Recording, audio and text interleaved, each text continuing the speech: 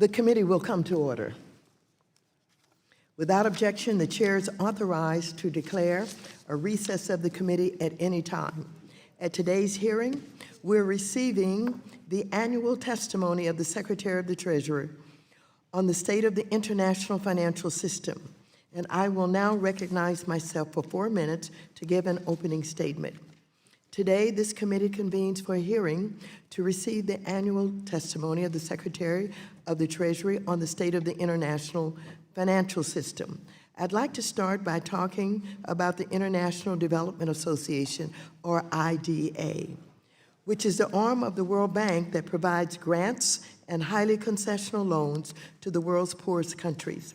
I'm concerned that IDA, through its new private sector window, that is PSW, today is transferring $2.5 billion to the World Bank's private sector investment arm, the International Finance Corporation, and is subsidizing private firms selected without competition on the basis of unsolicited proposals. The PSW is likely to prioritize financial returns over positive development impacts, which will be difficult to monitor. The PSW also stands in conflict with the World Bank's own principles that call for subsidies to be justified, transparent, competitively based, focused on impact, and guarded against rent-seeking opportunities. So my message to Treasury and to the World Bank is that unless these transfers stop, or at a minimum are competitively based and fully transparent down to the amounts and purpose of aid going to which firms and projects, the administration's request for Congress to authorize the IFC's general capital increase will not be a committee priority. Now I'd like to turn to Treasury's implementation of U.S. sanctions. The Secretary also must provide this committee with complete answers today regarding the Treasury Department's actions to delist companies associated with Russian oligarch Oleg Deripaska.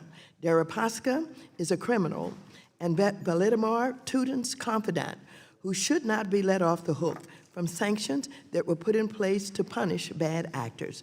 I'm very concerned that the delisting agreement that Treasury implemented sends exactly the wrong message to Deripaska, other Russian oligarchs, and Putin himself, because Deripaska will still wield a great deal of influence over his previously sanctioned companies. Trump has shown a deference to and a fondness for Vladimir Putin, including at the Helsinki summit last summer, when Trump inexplicably sided with Putin over his own Justice Department when the FBI indicted 12 Russian intelligence officers for conspiracy to interfere in the 2016 U.S. presidential elections. Very troubling, it appears that this dynamic may be affecting sanctions policy with the Trump administration's Treasury Department enabling Russian bad actors like Deripaska evade sanctions. Moreover, Congress mandated several sanctions to be placed on Russia that Treasury has still not implemented, including sanctions required by the Chemical and Biological Weapons Act that the administration had a statutory deadline to impose by last November. So, Secretary Mnuchin must explain these decisions in his public testimony today and address several other important issues. I expect you to be forthcoming with this committee. I also understand that despite our efforts to accommodate your schedule, you have now made another engagement this evening. This is unacceptable. If you are unwilling to stay today for the full duration of this hearing, the committee will compel your return for multiple additional hearings in the month of May. So now the chair recognizes the ranking member of the committee, the gentleman from North Carolina, Mr. McHenry, for 5 minutes for an opening statement. Well, welcome, Secretary Mnuchin. Welcome back to the committee. You come before this committee at a really precarious time for global markets. In fact, I wrote you in January, right after the vote in the UK Parliament regarding Brexit. In that letter, I raised questions about the uncertainty of a prolonged Brexit and that effect it would have on financial institutions, derivatives market, the derivatives market, cross-border trading in financial services, and insurance contracts. And after 3 failed attempts, the Prime Minister of Great Britain continues to work towards Friday's deadline on Brexit. In Europe, the long and uncertain path towards Brexit is coupled with a possible slowdown in Germany. I'm particularly concerned about the overexposure of German banks and what this means for U.S. financial institutions. This is a serious thing for systemic risk. For example, last month, Forbes opined on the Deutsche Bank and Commerzbank merger, indicating that both banks were in such deep trouble that even the merger couldn't help either one of them. That's problematic. The global issues aren't just limited to the UK and Europe. In China, the era of double-digit growth is seemingly at an end. And thanks to the state-run allocation of capital, a disregard for the rule of law, and a regime that favors the theft of intellectual property over homegrown ideas, we see that coming home to roost.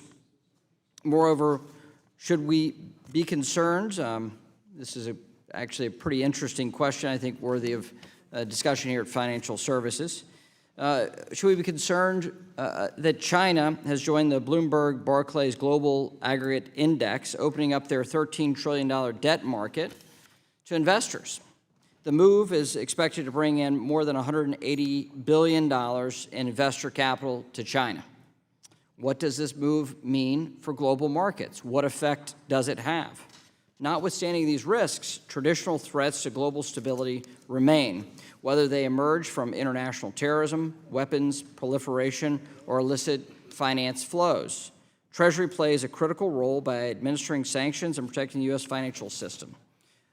Areas of bipartisanship on Capitol Hill, and we view the Treasury as important to this. That's why we've given you this authority. And we think it should be used responsibly but forcefully, with clear objectives of national interest. Finally, I want to make a special note of the Committee on Foreign Investment in the United States, or CFIUS, which is quickly becoming a model for other countries looking to screen investments for national security risks. Treasury responsibility under this law has a significant impact on the global investment environment. Through bipartisan work here on Capitol Hill, we made significant changes to CFIUS in a way that targeted legitimate national security threats while preserving and even championing the United States' open investment climate. In fact, just last week, CFIUS unwound 2 deals involving Chinese investors. I look forward to working with the chairwoman to ensure that that piece of legislation is faithfully implemented and regulations conform with congressional intent. And with that, I'd like to yield the balance of my time to the subcommittee ranking member on international affairs, Steve Sivers of Ohio. I'd like to thank the gentleman for yielding over here, Mr. Secretary. Thanks for being here. I do want to take this opportunity to highlight a need to reauthorize the Export-Import Bank that expires in October. The Exim Bank supports American exports and American jobs, and competition for international markets is fierce, and United States companies already operate at a disadvantage. China's support for their export credit finance agency dwarfs Exim. The Exim equivalent was $36 billion in 2017, compared to only $200 million for the Exim Bank in the United States. I look forward to working with you to make sure we reauthorize this very important agency and institute reforms that will strengthen its ability to help American workers compete on the global playing field. I'm also looking forward to your testimony with regard to global uncertainty, sanctions, international development, and the Bank Secrecy Act. Thank you for being here. I yield back the balance of my time to the gentleman. Yield back. Thank you. The chair now recognizes the subcommittee chair, Mr. Cleaver, for 1 minute. Thank you, Madam Chair. Thank you, Mr. Secretary, for appearing on this committee. And also, although it's not said enough, thank you for the service to our country. When you took this job, you, like members of Congress, swore on an oath to faithfully defend the Constitution against all enemies, foreign and domestic. Under these unusual times, the oath is being tested. It is my opinion that many of our critically important institutions are actually being threatened. I think this hearing is an opportunity for you to tell us about how you are holding on to these institutions. Hopefully, you will provide candid answers to questions on your role in decisions impacting our citizens and, frankly, the entire world. Decisions that include a dangerous and wrong-headed trade and tariff policy that reduce America's income at a rate of $1.4 billion each month, according to the Federal Reserve. The same policies the U.S. Chamber of Commerce says threaten 2.6 million American jobs. We will also have, hopefully, a better understanding of how this administration decides to remove sanctions against Russia and North Korea. These two countries that have been identified in our unclassified worldwide threat assessment as primary threats to our national security. I look forward to raising questions with you later. Thank you. Thank you very much. At this time, I want to welcome to the committee our witness, Mr. Stephen T. Mnuchin, Secretary of the Treasury. He has served in his current position since 2017. Mr. Mnuchin has testified before the committee on previous occasions, and I believe he does not need any further introduction. Without objection, your written statement will be made part of the record. Secretary Mnuchin, you are now recognized for 5 minutes to present your oral testimony. Thank you very much. It's a pleasure to be with you. Chairwoman Waters, Ranking Member McHenry, and members of the committee, it is good to be here with you today to discuss the state of international financial system, the National Advisory Council on International Monetary and Financial Policies report to Congress, and key priorities of the Treasury Department. I am proud to report that President Trump's program of tax cuts, regulatory relief, and improved trade deals is resulting in the strongest economic growth for the American economy since 2005 and the best jobs market in generations. I would also just like to comment on opportunity zones, which are an important key component of the Tax Cuts and Jobs Act. They will help more Americans benefit from our strong economy. Opportunity zones offer capital gains relief for investments in businesses in distressed communities. We are seeing a great deal of enthusiasm for this policy all across the country because it will lead to revitalization and restore the promise of prosperity to more workers and families. The administration is making trade with our international partners a top priority. I urge all members of Congress to support the passage of the U.S.-Mexico-Canada Agreement, USMCA.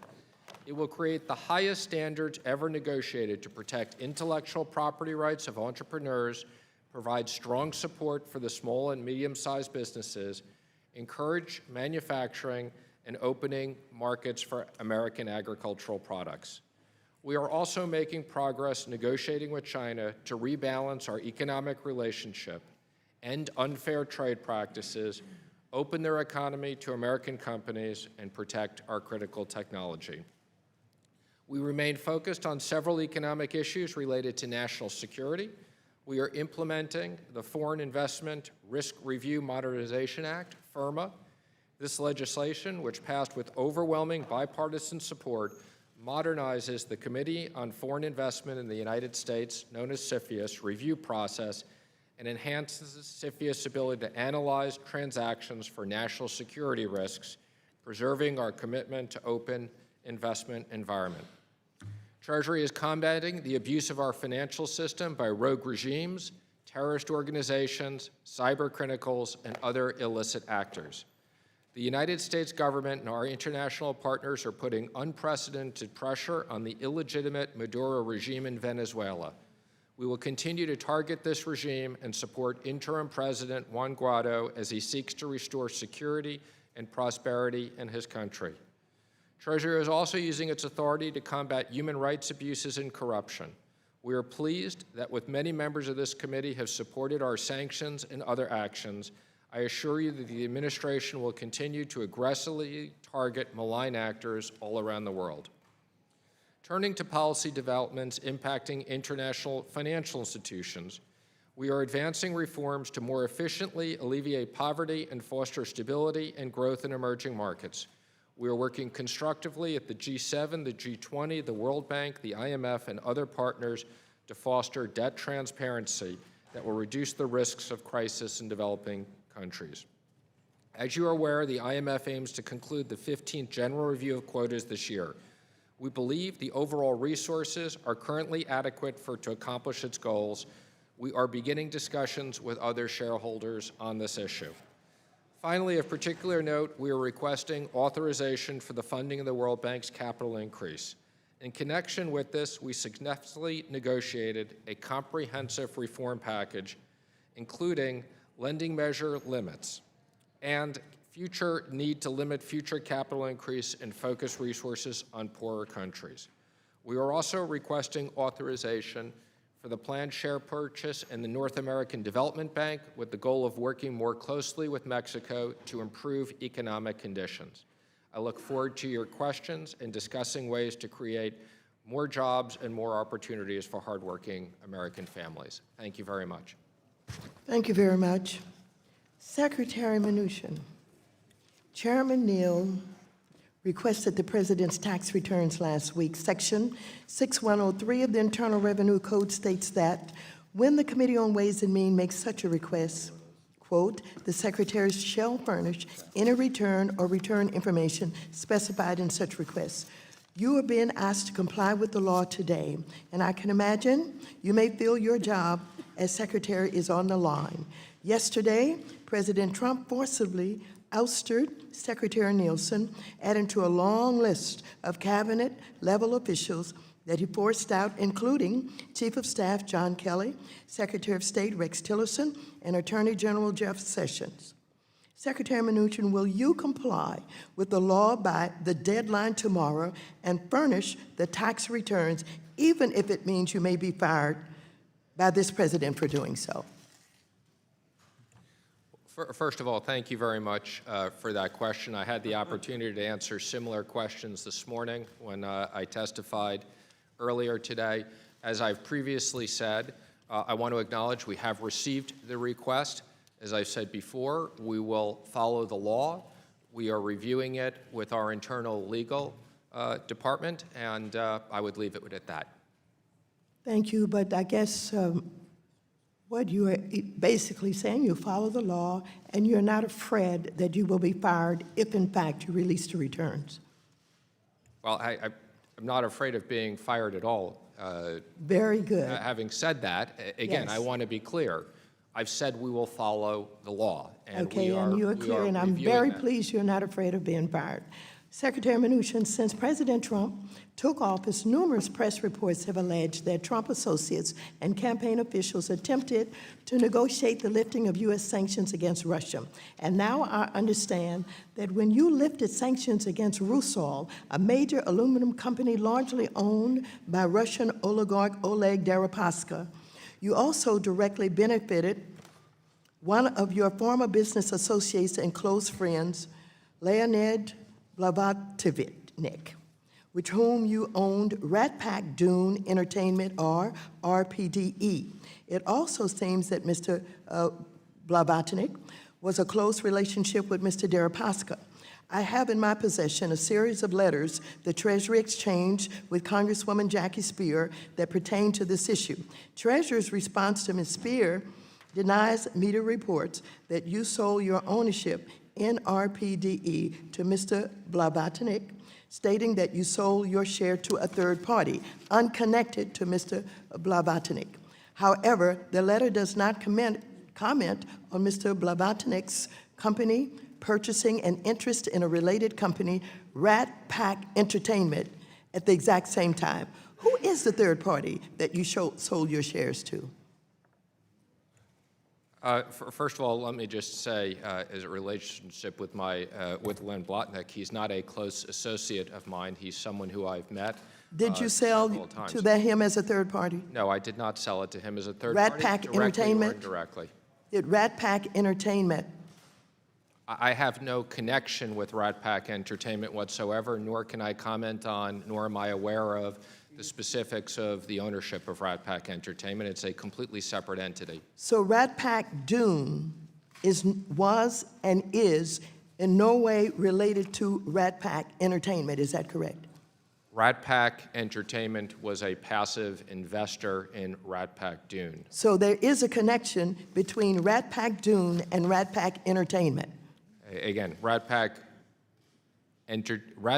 was an investor in Rat Pack Dune.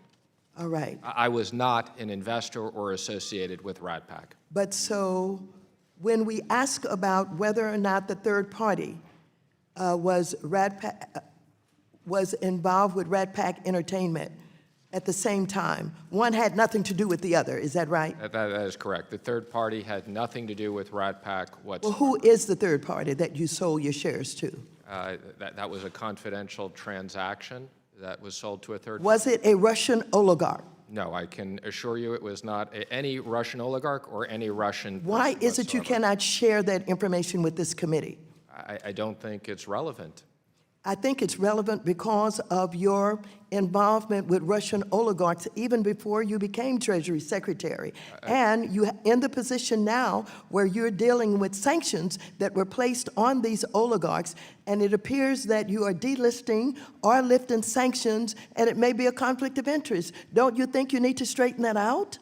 I don't believe I've ever met a Russian oligarch, nor did I ever do business with a Russian oligarch, and I would just comment that Lotnick, I believe, was from a different country. He wasn't a Russian oligarch. So you never met or talked with or had any conversations with Mr. Deripaska or with Mr. Victor Vekselberg or anybody about sanctions, is that correct? That is correct. I've never met either of them. No, not met, but had a conversation with, period. I've never had any conversation with either one of them.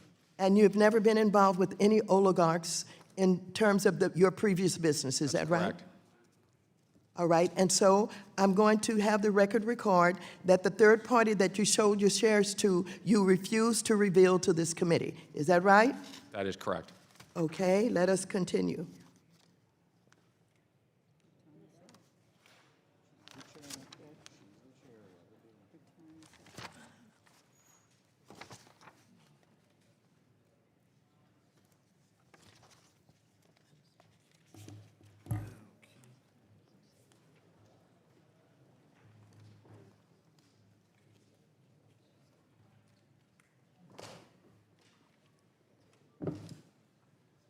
The gentleman from North Carolina, Ranking Member Mr. McHenry, is recognized for 5 minutes. Well, Secretary Mnuchin, I don't have any questions about your executive producer credentials, but I think you did well with American Sniper, Sully, the Lego Movie, and most recently Wonder Woman. Congratulations to you at your box office success.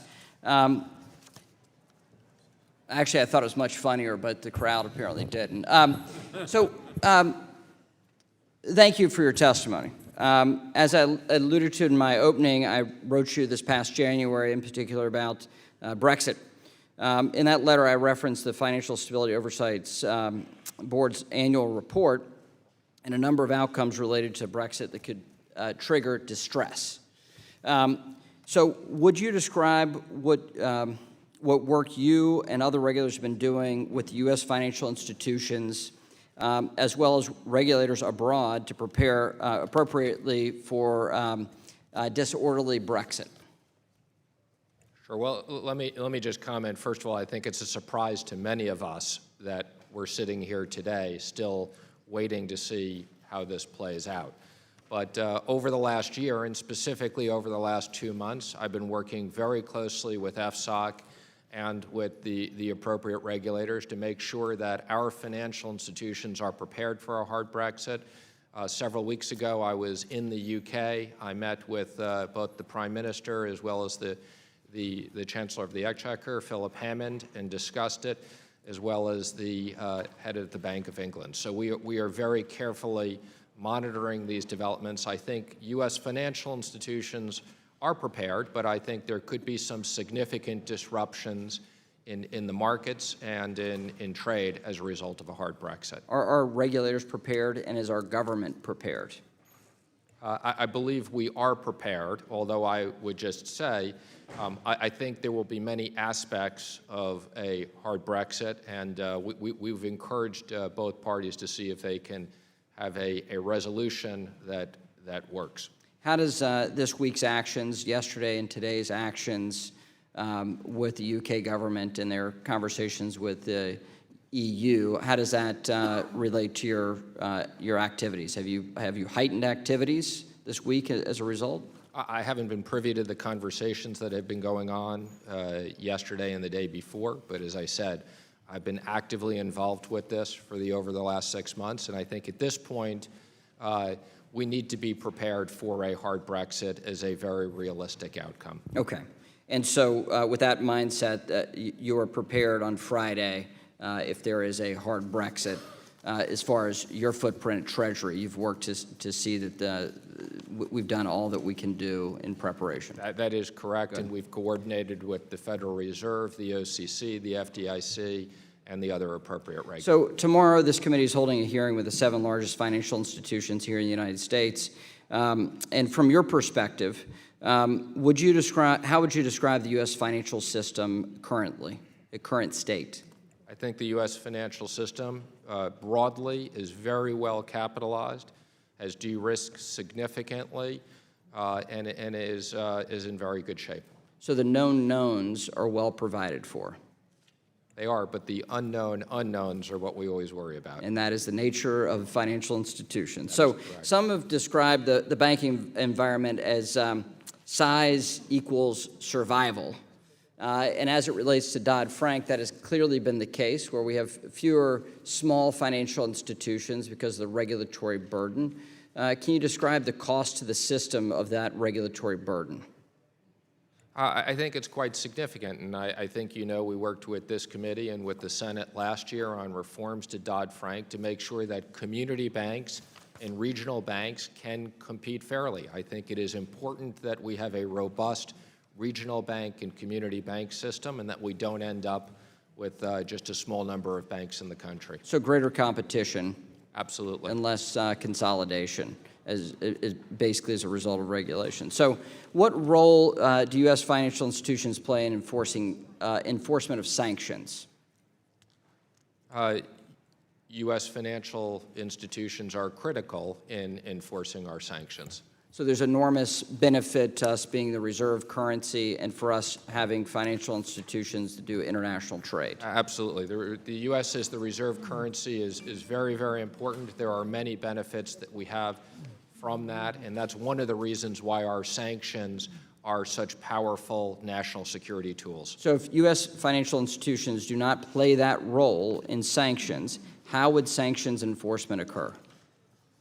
Well, it couldn't occur without both U.S. financial institutions and other financial institutions that are connected to the U.S. system. That is critical. Final question. You described the embarrassing situation that is the IRS technology footprint. We look forward to working with you to ensure that there's proper funding so that the IRS can update its technology footprint, and thank you for making that publicly known. And I yield back. Thank you. The gentlewoman from New York, Ms. Maloney, who is also the chair for the Subcommittee on Investor Protection, Entrepreneurship, and Capital Markets, is recognized for 5 minutes. Thank you. Secretary Mnuchin, when you testified to this committee 2 years ago, I asked about beneficial ownership. You said that you look forward to working with us on a solution to this issue. And then when you testified last year, you said, and I quote, "We have to figure out beneficial ownership in the next 6 months. I don't want to be coming back here next year and we don't have this solved. So we need to work with Congress on a bipartisan basis on this," end quote. Well, Mr. Secretary, we have been working on a bipartisan basis on this issue, and I think we're very close to an agreement. Treasury did provide us technical feedback on our bill, and we've incorporated all of your recommendations, and I want to thank you for that. You've seen the most recent draft of the bill, and I know you're still going through it, but I just want to ask you, do you think that we are headed in the right direction? I do believe generally you are headed in the right direction, and I appreciate your work on this. I hope this is something that on a bipartisan basis we can get accomplished both here and the Senate. As I've said in the past, there's many things I'm proud of our accomplishments to date. This is not one of them, and I do think we need to solve this, and I hope not to be back again next time without this solved. I hope that you're correct. Switching topics, you said in testimony this morning that your team had communicated with the White House counsel's office about Congress's request for the president's tax returns. But there isn't supposed to be any communication with the White House about this. The process was designed to avoid interference with the White House. Now, I know that you said this morning that you personally weren't involved in those discussions with the White House, but obviously your team told you about those communications. So what did your team tell you about these communications with the White House? Well, first, let me just say, as I commented on this morning, and I will repeat, I have had no direct conversations with the President or anybody else in the White House about this. As I volunteered this morning, I did make clear our legal department has consulted with the White House as they would and as I believe would be normal. That is not taking direction from the White House. I don't view that as interference. I think, as you know, it was widely publicized that we were going to receive the request, and they consulted with them before. It was not specific to the President's, anything related to the President's tax returns other than the expectation of getting this request. Well, did your team ask for the White House's permission to release the President's tax returns? Did the White House ask your team not to release the tax returns? We would not ever ask for the White House's permission on this, nor did they give us the permission. As I've said, we consulted, which I believe was appropriate of our legal department. Well, I think the fact that there was any communication with the White House about this is deeply troubling and certainly violates the spirit of the law, if not the letter of the law, and I think we need to get to the bottom of this, and I yield back. The chair advises members that votes have been called on the floor. The committee will recess for votes and resume immediately following. The committee stands in recess. Good, Colin.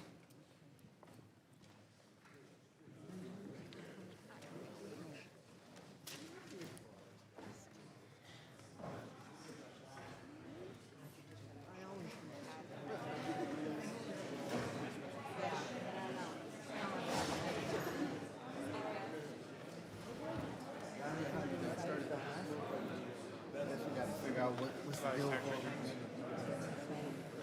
What? Just gotta figure out what the deal is with all these meetings. Like major meetings. Labor folks. I think we've done like 9 minutes. All I gotta do is get through my questions. Yeah, we should be fine. We should be fine. We push back a little bit.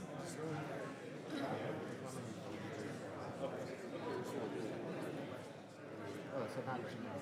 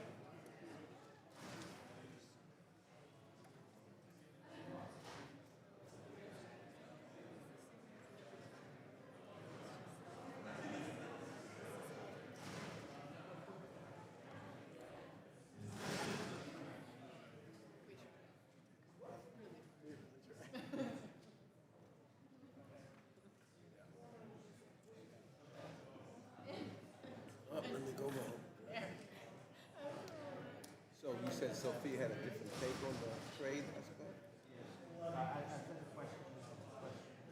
China? What?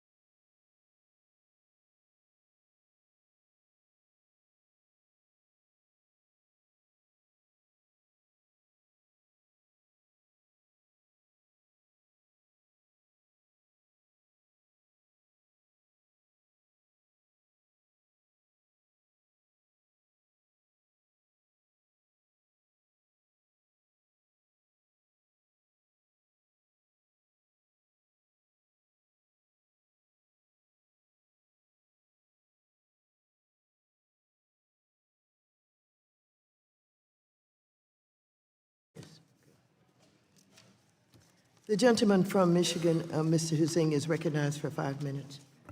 I appreciate the chair's recognition, and good to see you again, Mr. Secretary. I want to touch base real quickly on a couple of international issues. One being Venezuela, and the other one I want to touch on Export-Import Bank, and we'll see if we can get to USMCA as well. But the United States, as you well know, as well as major European countries, have recognized Juan Guaido as the interim president of Venezuela. But the IMF has yet to follow and do the same. And I am curious about your thoughts on how could Congress support additional resources for the IMF, let alone rescue Venezuela potentially, if the fund disagrees with the largest shareholders on who the legitimate leader of Venezuela currently is. Well, I don't think that the IMF necessarily disagrees. As a matter of fact, I was with Christine Lagarde yesterday and we discussed this issue. The real issue is that we are focused on is what would it take to unlock IMF resources to the interim government, and that's something we are constructively working with the IMF on. And I would say more importantly, we're very focused at the appropriate time of the transition of both using IMF resources and World Bank resources to rebuild the country, that the people of Venezuela are in desperate need of an economic recovery. And I might add, the people of Venezuela deserve better. They deserve better than the current regime, and I certainly am hoping that Mr. Guaido is able to be recognized permanently, but any additional help you can give to make that happen would be deeply appreciated. Export-Import Bank, the bank dates back to 1945, and we've had a couple of iterations of reauthorizations, discussions, reforms of some degree. In fact, in the last go around. One of the provisions that was put in there was a requirement for the president to pursue negotiations with foreign countries to, quote, substantially reduce with the possible goal of eliminating, close quote, those countries' export subsidies. And I know that was specifically talked about with Airbus and what could be happening there. And could you please give us an update on Treasury's role in conducting these negotiations, and what specific progress, if any, are you making in this issue? Yes, thank you. Well, first let me just comment. President Trump is very interested in the Export-Import Bank and making sure that we have a quorum and that it can lend properly.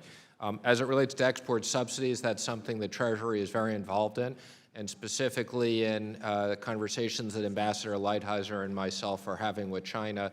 That's a topic that's high on the list. So could you give us a little more specific on the progress on that? So not all of us are big fans of the Export-Import Bank. When you look at the original intent of it, it was to get those smaller industries that were not able to be banked into a foreign transaction to be able to have the resources to be able to do that. We've seen it go in some very different directions, and specifically I'm looking for what are the status of those conversations? The conversations with foreign countries on subsidies, or the conversations on the use of the Export-Import Bank?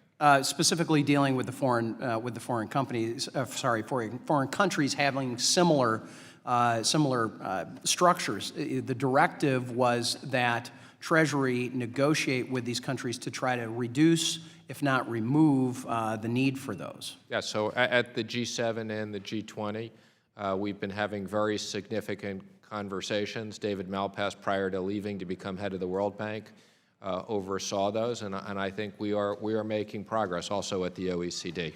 Okay, you had mentioned very quickly in your opening about the USMCA coming from Michigan, which some statistics would point to the largest trading partnership being the U.S. and Canada. The sixth largest trading partnership is the state of Michigan and Canada.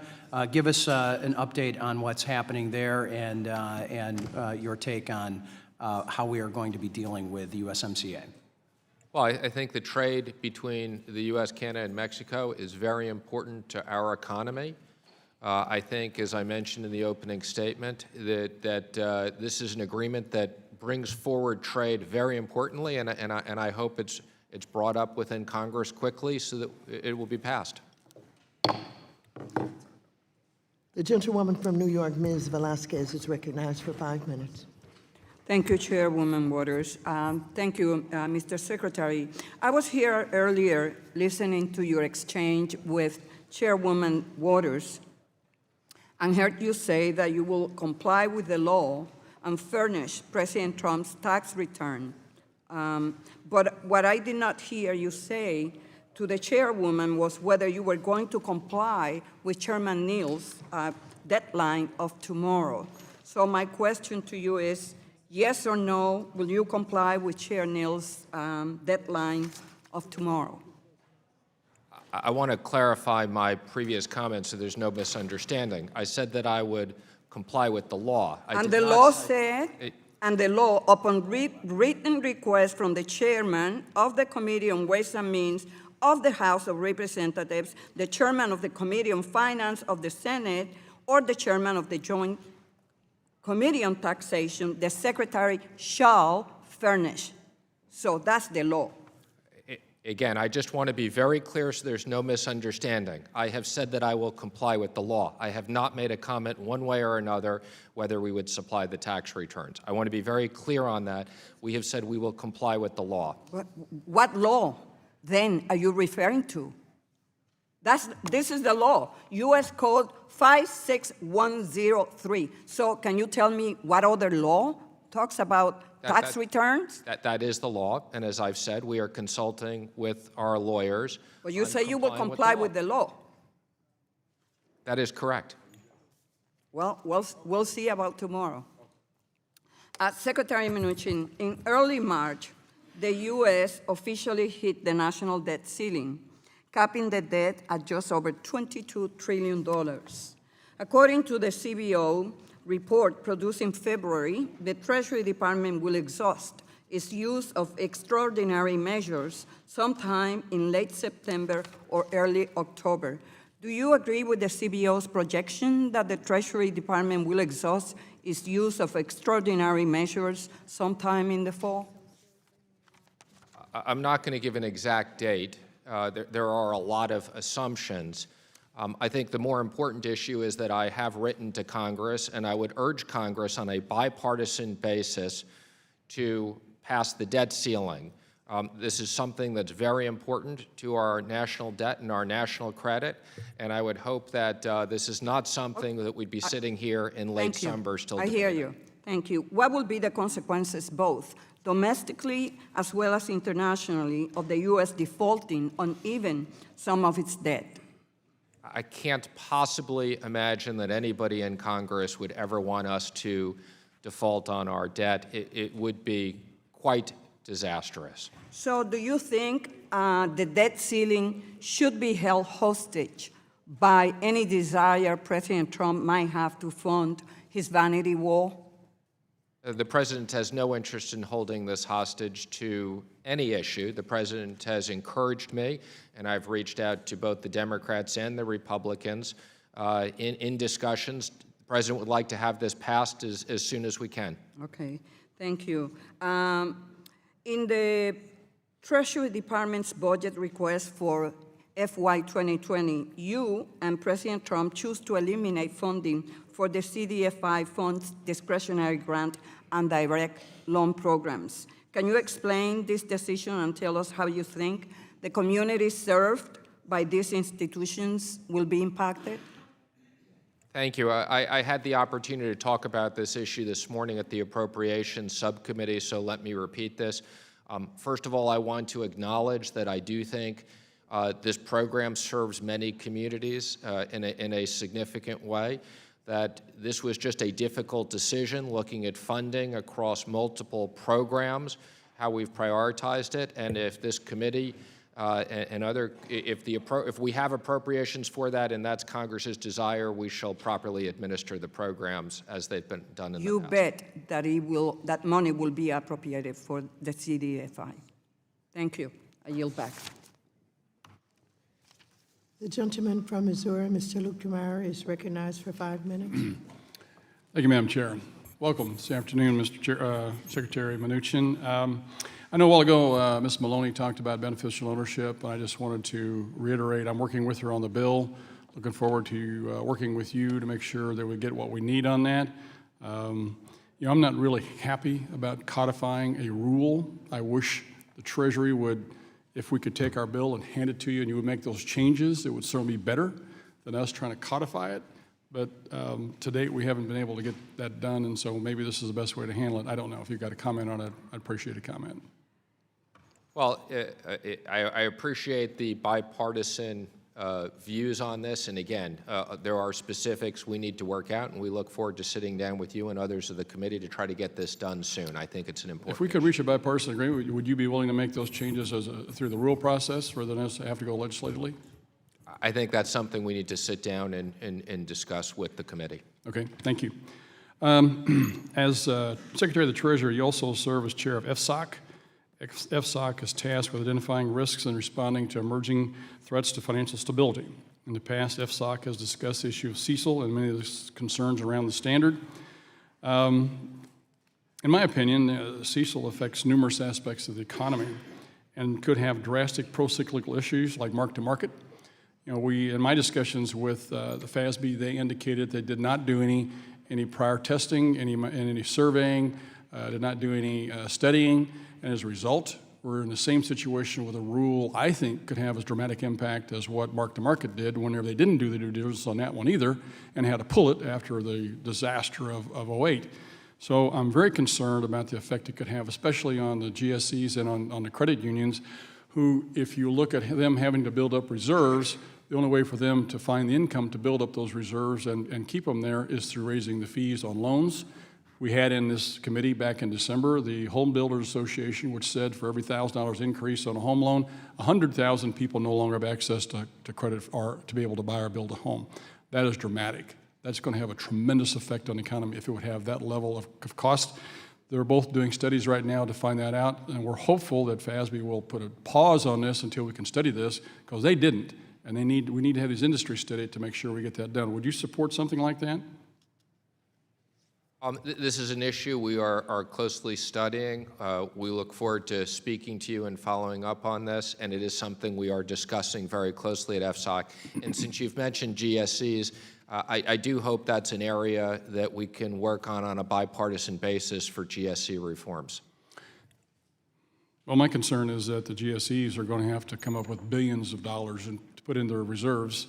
You know, when you got a $5 trillion portfolio, just a back of the envelope analysis of a 2% reserve, you're at $100 billion, and they're nowhere near that. So I don't know how they're going to raise the money, quite frankly, unless they raise G fees, which that's going to have a dramatic effect on the economy. And it's the same thing with credit unions. So my concern is I hope that, you know, the regulators and a lot of folks who are involved in economic policy take into consideration what's going on with CECL. Will work to try and find a way to get FASB to pause on this so we can study it to make sure we know what the effects of this are going to be before we implement this rule and don't have the same disastrous results as we did with mark-to-market. So I appreciate your concern and working on that with us. One of the things I saw about last week or week before last in the Wall Street Journal, there was a chart on the front page that talked about the value of European banks versus the value of American banks. It was kind of interesting because the European banks were 70%, the market value was 70% of their book value, and American banks were 1.09 or roughly 10% above book value, which tells me that our banks are in good shape. I think that's great, got a good, strong economy, but also tells you the European banks are in trouble. Whenever they're valued at 70% of what their book value is, it tells you either the bank's in trouble, the economy in trouble, or both, and that's not good. So I think, you know, you mentioned a while ago, and I think the ranking member talked about Brexit.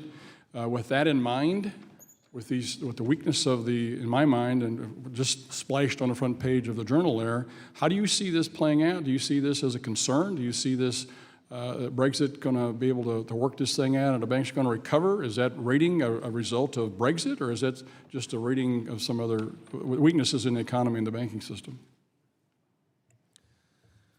Well, as you pointed out, there's no question that U.S. banks are much better capitalized than European banks. There's no question that, as you pointed out, the U.S. economy is much stronger than what's going on in Europe.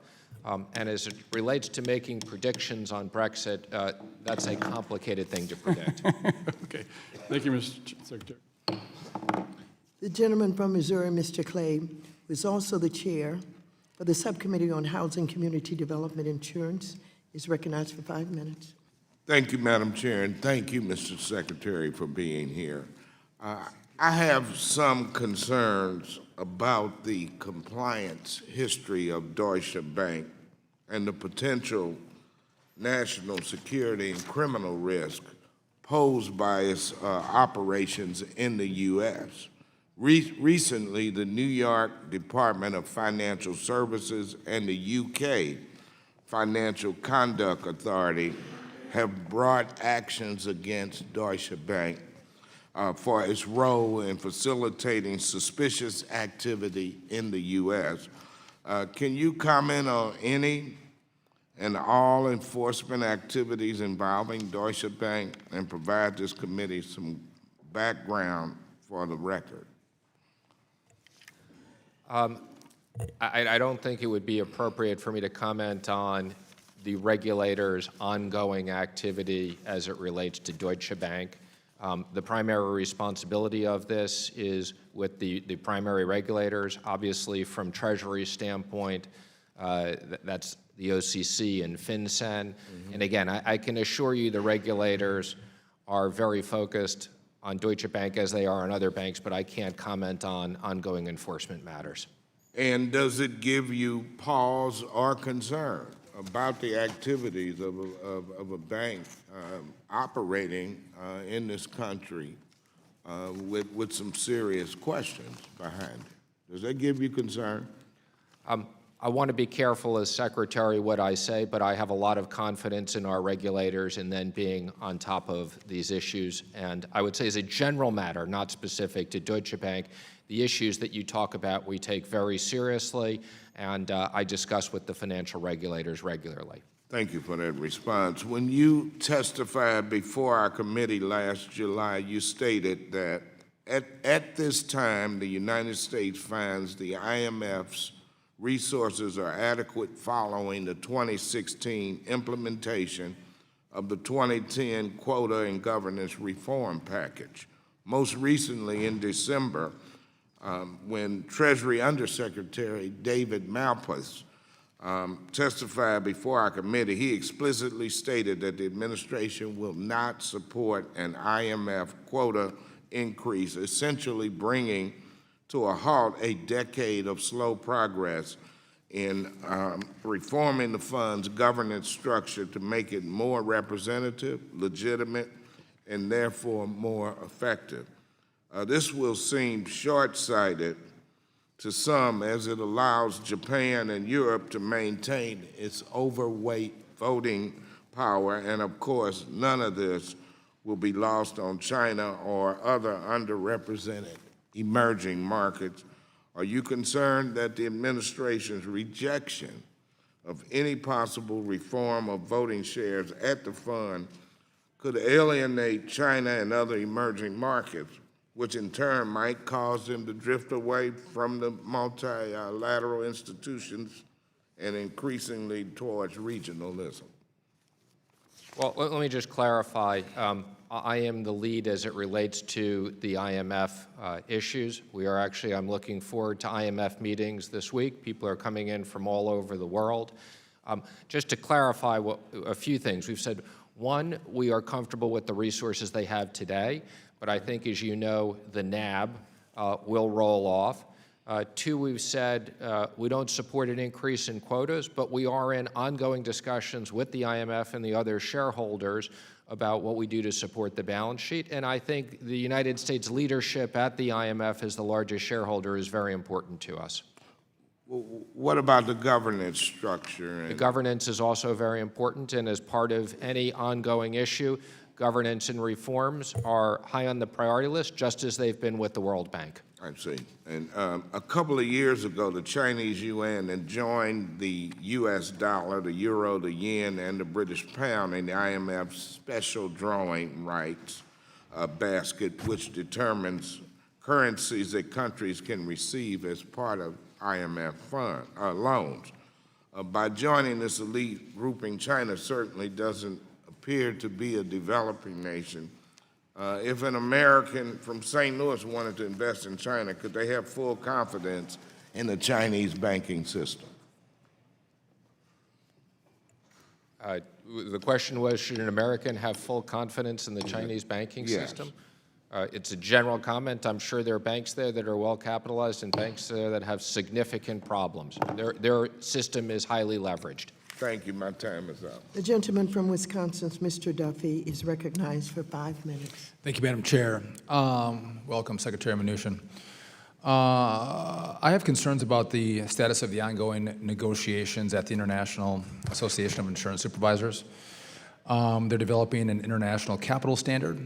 I would note that Randy Quarles gave a speech in January and stated that the ICS, quote, may not be optimal for the United States insurance markets, obviously expressing some concern about this negotiation. I guess my question to you is, looking at this tried and true U.S. system of insurance regulation in your role in the FSB, are you going to lean in and protect our system, advocate, fight, negotiate for our system and our capital standards? Of course. Are you doing that? Yes. Are you respected? I imagine you are. You're pretty well respected. Yes. Yeah. So I imagine if you and Mr. Quarles lean into this, we should get a better result than what we're hearing from the speech from Mr. Quarles, right? I would hope so. So would I. Okay, great. Thank you.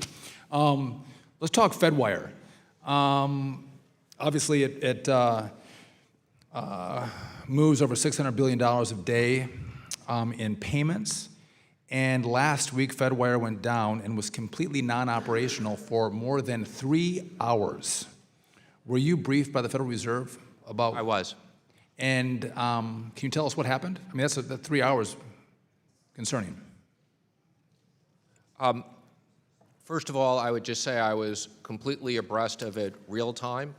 The chair and I were speaking real time on this issue. We had, the Fed had backup plans that I was comfortable with. I think it would be inappropriate in a public forum like this for me to comment on the specifics, but I am happy to follow up. Did the backup not work? Excuse me? Did the backup not work because it was down for 3 hours? Again, I want to be careful. I'm more than happy to come and talk to you in a different setting. I will say I have complete confidence in the FedWire system. I was fully aware of the specifics of what were going on. We were completely on top of it. Okay, I'd appreciate a further conversation in a different setting. Are you a lawyer? I am not, but I deal with a lot of lawyers. I'm sorry about that. So I don't know if you have an opinion as to, maybe you know this, is a presidential candidate or a president required to release their tax returns? I do not believe they are. And it's been common practice oftentimes that they will release their tax returns, but they're not required. Is that your understanding? I believe that's the case. And I actually agree with that practice. I have said publicly I think that President Trump should release his tax returns. That'd be a good thing. But the president's chosen not to release his tax returns. I think you're going to get a lot more questions today about taxes. And I would just note that to walk down a political road where we're going to use the chairman of Ways and Means and the power given to the chair for political purposes to gain the tax returns of our political opponents. We know that when one action is taken, it oftentimes doesn't stop. I don't know if anyone in this room wants to have their taxes released. I don't know if Hillary and Bill want theirs released and Obama want his. We could play this game out. And I guess this is for no investigative purpose. We heard for 2 years that Bob Mueller has to be protected. Bob Mueller is the gold standard. Don't cut his money. You make sure that you protect him and let him do his work. And he did his work. We got a synopsis, and It's not over. We continue to have debate about, well, there might be something in the report. Maybe we have to get the actual report out regardless of what is confidential, what's from investigations.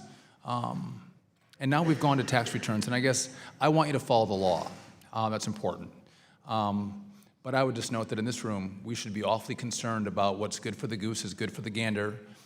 What happens here will probably come around and bite you as well. And so the president's not required to release his taxes. He hasn't released them. I think he should. He hasn't. And I think we should let it go at that.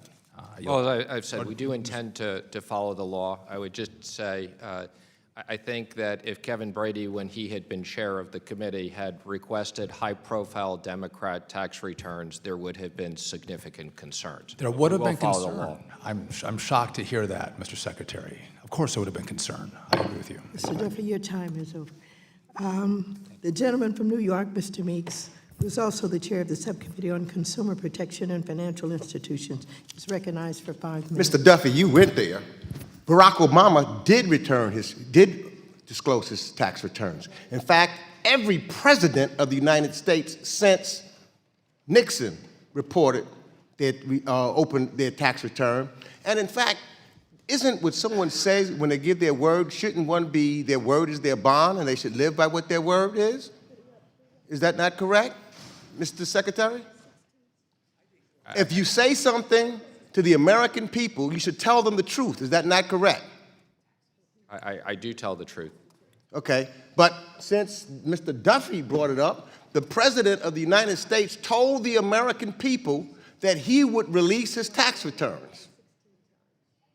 And he's done it at least 16 times, that he would release his tax returns. He made a promise to the American people. Now, shouldn't the President of the United States be a man or a woman of their word? Well, let me just comment that... Yes or no, Mr. Mucha? I'd like to answer the question. Just answer yes or no. Should not. It's a yes or no question. Again, what I've read in the press, he said he'd release his returns when he wasn't under audit, but I'm not privy to the specifics of that. He has said several times. He said before he was elected president and after he was elected president that he would release his tax returns. And then we hear from his chief of staff that he's never, under any circumstances. So that means that he has lied to the American people. I hope, Mr. Secretary, you're not a liar and other individuals in the administration is not a liar, and that when you testify, you're testifying to the truth and not deceiving individuals. I hope, Madam as Chair, this I'm going to president, raise a point of order. as this president, you opened the door, If sir. the gentleman is calling You the opened the president a door. liar, yes, point of order. I didn't call anybody. I'm saying that you can go to the videotape and see what the president said and what he hasn't done. And so, yes, if that is, that I am time calling belongs the to the president of the gentleman United from New States York. a liar. Please do not Yes. I interrupt have a him. point of order, though. If just trying There to, is no point of order. What is your point of order? It's my point of order. So, Is the That president a members are covered reminded personality? to avoid personality in their remarks. What is your point of order? That the president is a covered personality, and I believe the gentleman was calling the president a liar. The chair does not recognize that as a point of order. Will the gentleman proceed with? yes, I just want a few more times at the point of order. I need a few more I would move to take the seconds gentleman's back. words down. So, what I am saying, Mr. Secretary, is that the American people listens to what someone, when they make a statement and make a commitment to the American people of whether or not they live up to it or not. And I am also stating that I'm hoping that individuals of the administration do the same, because there have been reports already that the president yesterday were telling individuals to disobey the law in regards to the security, the border line, and telling officers don't listen to the judges. Now, I came here with a whole other series of questions that I wanted to ask, but Mr. Duffy went there because I wanted to know some other things that are important to the American people. And now he's raised my concerns because, generally what happens at the top goes all the way down, and with all of the individuals that were fired yesterday, some because they're trying to tell the president to follow the law, and then the president would not follow the law, then it gives me concern. And I think that's why the chairwoman asked you, are you concerned about your job? Because it seems that those individuals within the administration who follows the law and may tell the truth and not try to deceive individuals, you know, some kind of way, the administration or the president seems to want to fire them. And that was the nature of her initial questions that she had with you. And I've almost lost all of my time, so I'll just ask one question. I wanted to ask about, talk about leverage lending and things of that nature, which is important, but I don't have that kind of time. So let me ask you this. Slapping tariffs on our allies have made for tough negotiations. Do you believe those tariffs have been overly disruptive? And how do they serve our purpose when it comes to negotiating with Mexico and Canada? Because it seems to me that they don't.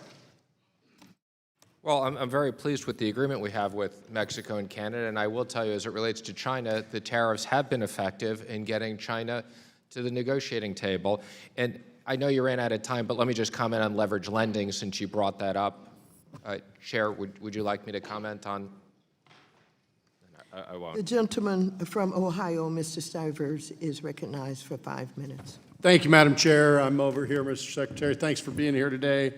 Ambassador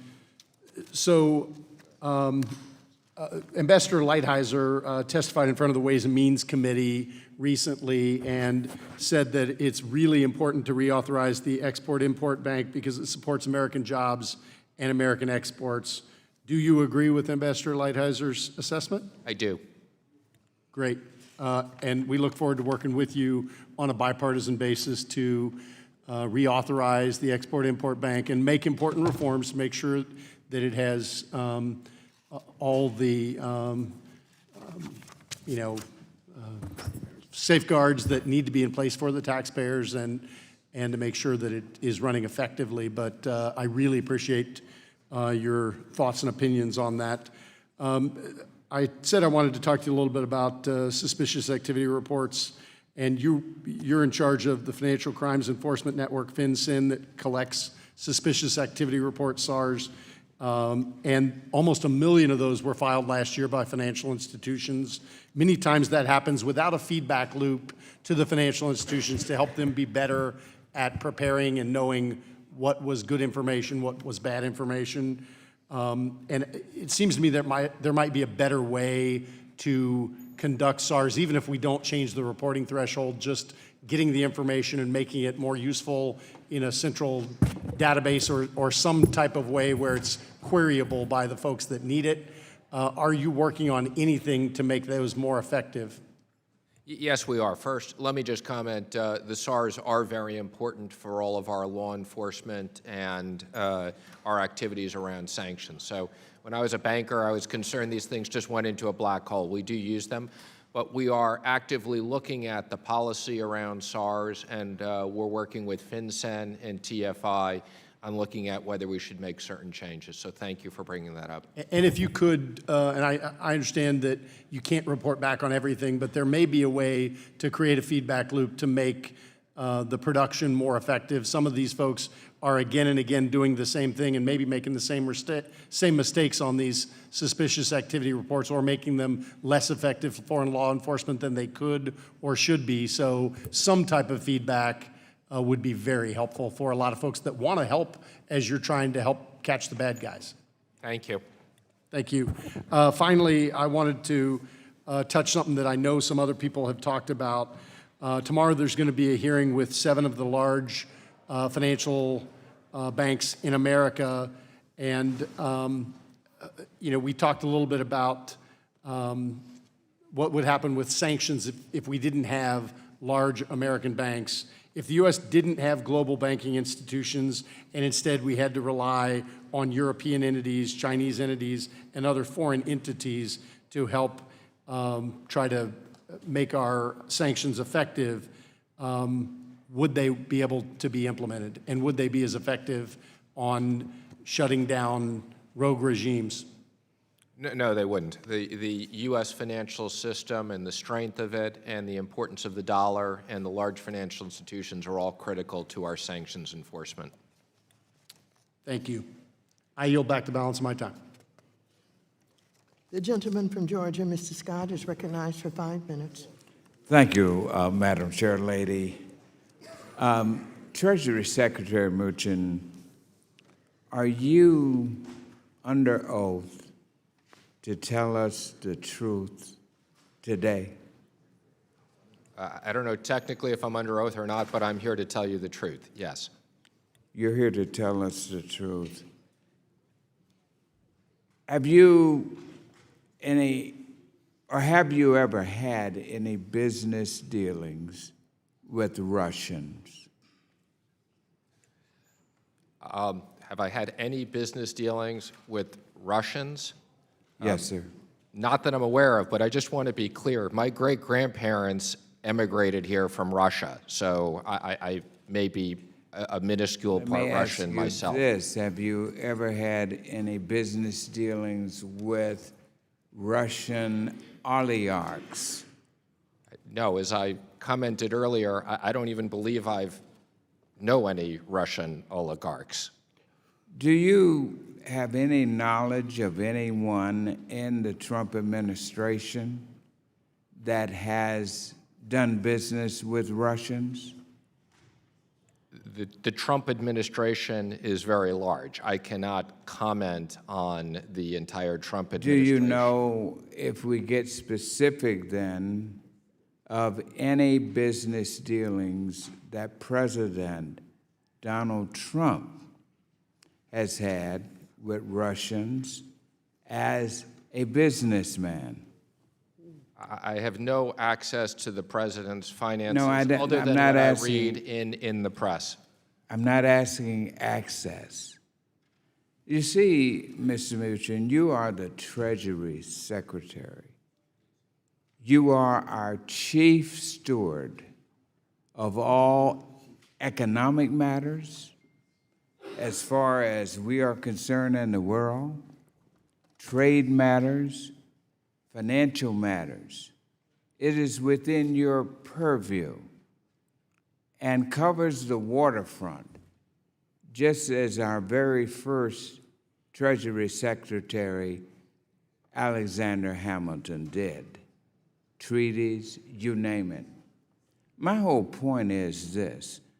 Now, the reason these questions are coming up to you is there's such a great hunger among the American people to try to find out what is it about Russia and the relationship with this administration that causes this unease. Nowhere was that more paramount than in sitting on the world stage. President Trump took the word, the advice of Putin over his own Treasury Secretary, his own intelligence. So it sets many in the American, I would say the large majority. And that's why we're trying to get to these questions. But before I go, I want to get back to the trade issue, something that you are dealing with. I represent the great state of Georgia, and we are #1 in peanuts, pecans, poultry, and #2 in cotton. And right now, all of these indices are suffering. And I want to just get your opinion here. The latest data says that nearly 100% of cotton produced in the United States is exported. U.S. cotton and cotton yarns are subject to an additional 25% tariff in China due to the trade dispute. Georgia makes 1/3 of all the pecans producers in the nation. Half of those go to China, 25%. Where is this coming to? And you just made a statement that China's resolved. How so? When my people in Georgia, my farmers and producers, are just hanging on by their fingernails because of this trade situation. What can you tell me to tell my farmers in Georgia? cotton I want to just make two quick statements. First of all, I don't believe that the president listened to Putin over me, okay, or am I aware his intelligence. On the farmers, I can assure you I am working very hard on the China deal, and agriculture is a very important part of that, so I appreciate that. The gentleman from Texas, Mr. Williams, is recognized. Thank you, Madam Chairman. Mr. Secretary, thank you for being here today. There's currently a debate going on in our country about the economic existence of capitalism versus socialism. As you know, I'm a small business owner. I'm a car dealer who is a strong believer in markets, the concept of risk and reward, and individual freedom. The U.S. economy is growing at the fastest pace in over a decade, while most of the developed world is experiencing an economic slowdown. And yet some people, some on the other side of the aisle, are unwilling to accept the reality that our success for the past 2 years is a result of reducing the government's footprint in the free market. So, Mr. Secretary, are you a capitalist or a socialist? I am a capitalist. That's great. And what effect would it have on GDP and the U.S. economy if we begin to turn away from free market principles and take a more socialist approach? I think it would be disastrous for the economy, and every single country that's pursued those economic goals has deteriorated significantly. Venezuela, Cuba, just to name a few. And many more. Yep. The economy's booming because the tax cuts that were enacted last year are simply working. Unleashing the power of the private sector has led to an increased capital investments, more job opportunities, and higher wages for workers. These are all very positive outcomes in the short term, and these capital investments will continue to pay dividends into the future. With that being said, we should not get complacent. What do you see as the biggest obstacle holding back the economy from even higher growth? I think the good news is the economy is in very good shape. I think that clearly the world economy has slowed down. That's having some impact. I think getting our trade agreements renegotiated is probably the single most important issue for the economy, and that's why it's such a big priority of this administration at the moment. Last week, the Texas bankers visited my office and talked about the Bank Secrecy Act. We discussed the current thresholds for currency transaction suspicious activity reports being so low that it creates a heavy compliance burden for small banks. When the CTR threshold of $10,000 was initially implemented in 1970, that was enough to buy 2 brand new automobiles. This is no longer the case because of inflation. So how would you recommend adjusting the current CTR and SAR regime to make compliance easier for smaller institutions? Well, we're looking at this carefully, and I am sympathetic to the issue for community banks and small regional banks. Having said that, with the advance of technology, and people can break transactions up into many, many, many smaller transactions, we're not yet convinced that raising the limit is the appropriate issue, but we'll continue to study it. Okay.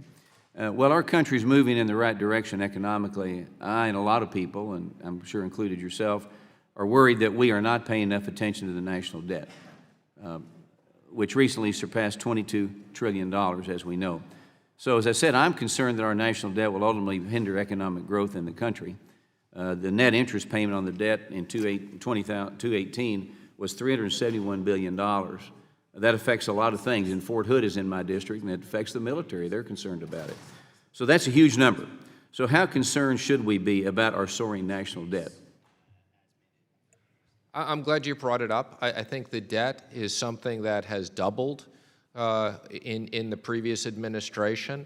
I think it's something that we have to be careful and watch government spending. That's why the president is trying to look at decrease in government spending. The most important issue is growth.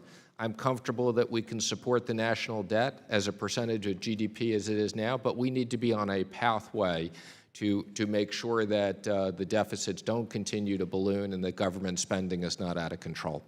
We're of the age we remember 20% interest in our lifetime, and 6 or 7 was a good rate, but right now with the debt, 6 or 7 could be harmful. So I think that we're doing the right thing and being worried about it. And then on a side note, I'd like to, you and I have had conversations in the past on interest rates, and we've agreed on a lot of where the interest rates ought to go, and Chairman Powell was here the other day and said that interest rates would remain flat. So I want to thank him for that, and thank you for hearing me out when I talk about it. I yield my time back, Madam Chairman. Thank you very much. The gentleman from Missouri, Mr. Cleaver, who is also the chair of the Subcommittee on National Security, International Development, and Monetary Policy, is recognized for 5 minutes. Thank you, Madam Chair. Mr. Secretary, the President, I believe, has expressed publicly his support for the reauthorization of the Export-Import Bank, and because he has, and there are people on both sides of the aisle who are also interested. Has Treasury submitted the reauthorization request? I'm glad to hear that there is bipartisan support, because this is important to the president. And my understanding is that we are working on that. We would like to see this. Don't you? Yes, sir. We have only until September. And so it would be good if we had a reauthorization request submitted now. And I mean, that's one step before we're going to be able to get something done that can be done relatively easily. So my understanding is this is going through the interagency process at the moment. We're not the lead, but we are actively supporting this, and I appreciate your focus on this. Let me be clear. We want to reauthorize the Export-Import Bank. So it will be done shortly? I am going to go back and find out the exact status from the people who are working on it. Yes. Madam Chair, is it appropriate appropriate for me to ask if I could receive, or if the committee could receive? We'll follow up with your staff. Okay, thank you. Let me go back and visit some places where you've been earlier. My first concern, is the American public, as it is, I'm sure yours. But the American public is losing on the tariffs. And it's not just coming from me or Democrat, it's coming from all over. The U.S. Chamber of Commerce has already said that we're going to lose $1.6 billion in export trade, or that's threatened. And in my district, we're being decimated. I can understand why Senator Grassley came out and said we need to focus on creating opportunities instead of erecting barriers. I'd like to see a resolution with Canada, Mexico, and steel, aluminum, et cetera. It's killing. That's my next door neighbor, Nebraska. My farmers are being bludgeoned. I drove by some soybean fields 2 weeks ago to look at flood damage, and people are leaving the soybeans in the field from $10 down to $8 now and dropping. I mean, people are hurting. If you had a chance to look at the state of Missouri, $432 million we export to Canada, $72 million to Mexico, $80 million to China, $239 million to Europe. I spoke to a farmer on Friday, and he said, our patience is running out. I mean, when I go back home on Friday, and I'm going out into the rural parts of my district, which is significant, I mean, what do I say? I mean, they voted for the president. Is it too much for them to expect not to continue to be hurt? No, they will be hurt. And I've been accused that all I want to do is sell soybeans, but I can tell you I want structural reforms. But the vice premier, when he was here last time, committed a very big order of soybeans, and I can assure you that agriculture is very important to the president, and that's on the top of the list of issues to be resolved. I understand your concerns. Yes, my farmers don't know anything about that. I mean, we're talking about U.S. tariffs costing American consumers about $6.9 billion. Again, this year did last year, so and it may go up this year. And so I appreciate your concern for my appreciation, but I got to go home Friday. I got to talk to folk, and I'd like to say I spoke to the Secretary of Treasury, and he said next Thursday at 3 o'clock, the pain will begin to be diminished. Or should I say Friday? What day? Well, I can tell you, the Chinese have committed a very, very large order while we are negotiating. They've committed significant orders in the soybean Already? market. Yes, already, and they are in the markets executing those orders. Thank you, Madam Chair. The gentleman from Ohio, Mr. Davidson, is recognized for 5 minutes. Thank you, Madam Chairwoman. Secretary Mnuchin, thank you so much for your testimony and really the great work you and your department are doing on behalf of the American people. Thank you. You know, I think you would agree that America is broadly seen as the world's land of opportunity. People from all over the world, capital from all over the world comes here. And it's still attracted to the United States of America. In fact, our GDP growth, our wage growth, favorable markets are the envy of the world. We are an outlier in many respects to the rate of performance over the past 2 years. And one of the areas that I get concerned at is in the midst of all that, why are some things not quite working? America is still the most innovative country in the world, but when I see American innovators taking their innovation and raising the capital for that innovation outside the United States, something seems to be broken. What's wrong with our markets that this would happen?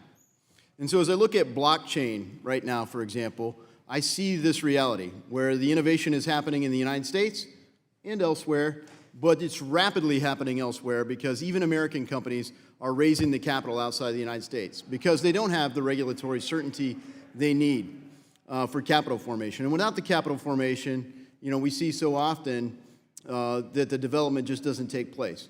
So that's why today, a bipartisan group from this committee and outside the committee introduced the Token Taxonomy Act that would provide regulatory certainty for the crypto market to define what is a security and what is not a security. But are you following the developments in blockchain and the, you know, just the dynamic impact that could have, not just for capital formation, but for security, for the frameworks that we have for data security? Premier Xi Jinping, maybe with hyperbole, said that he believes that the blockchain will be 10 times more significant than the internet. So are you tracking blockchain significantly in the Department of Treasury? I am. There's not many things I would say I'd take the other side of that, but I don't think blockchain will be 10 times more significant than the internet. We are working with all the regulators on blockchain, more importantly on crypto assets. We want to make sure that these can't be used for illicit purposes. And I'm not familiar with your bill, but I'm happy to follow up with your staff and understand your ideas. Thank you, Secretary. And your staff has been very helpful, as have people across industry, people in the SEC, and there's good nonpartisan issue support for a nonpartisan topic as to where should this be regulated. But more broadly, when we look at this gap, you see when there's a gap between our regulatory frameworks and the demand, supply and demand get in imbalance, there's a black market.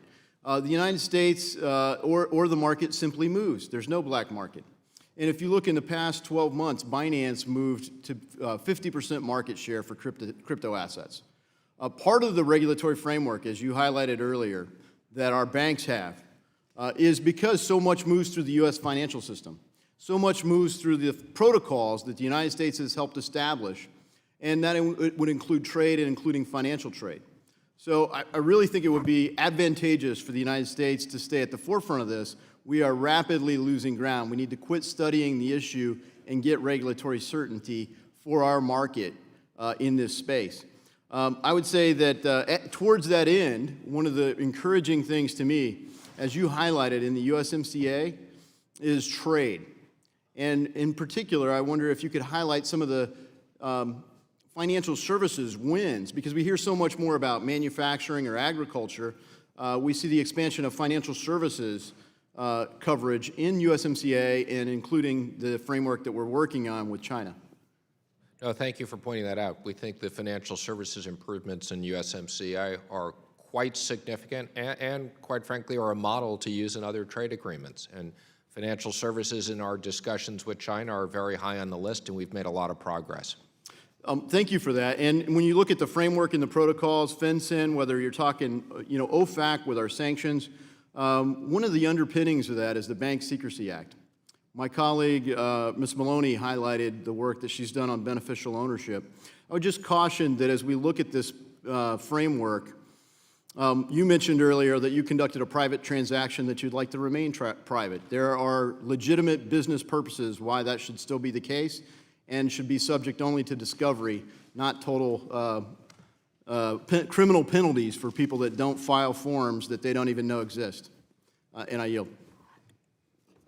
Gentleman yields back. Mr. Sherman is recognized for 5 minutes. Thank you. I'm actually going to agree with you on a couple of things.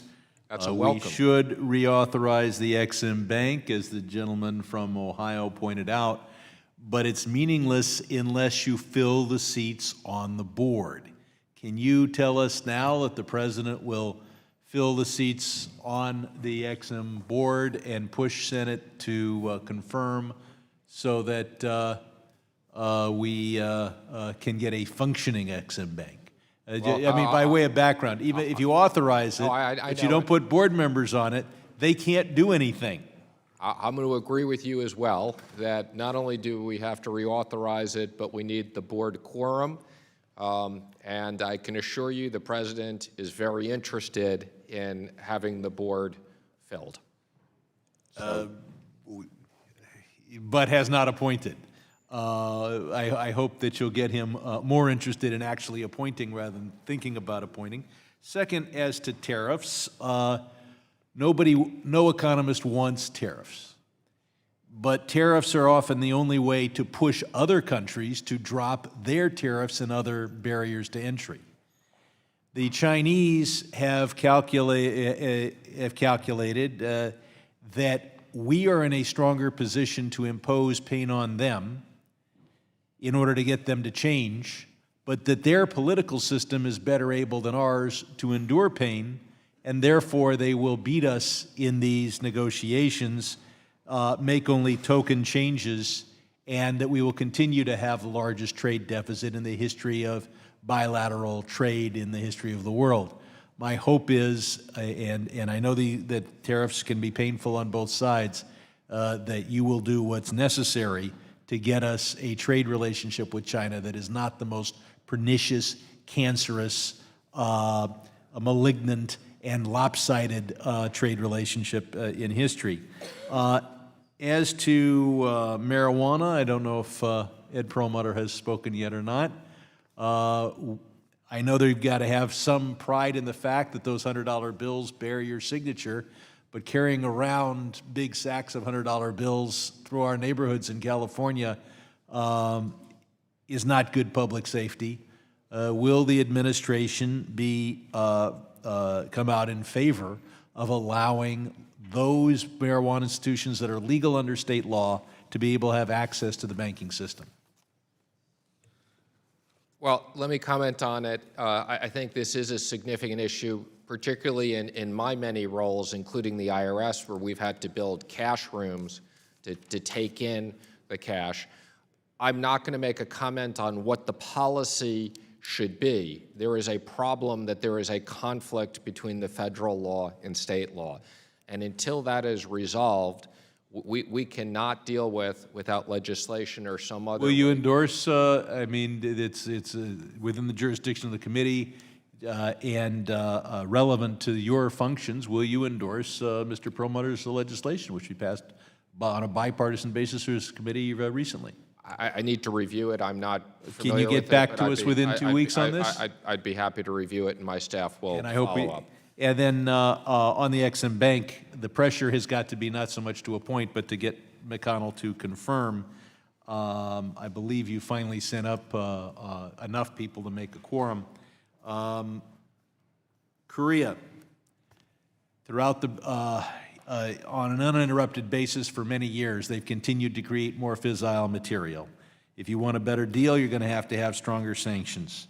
I chair, and Mr. Yoho is the ranking member. We had reversed roles in prior years.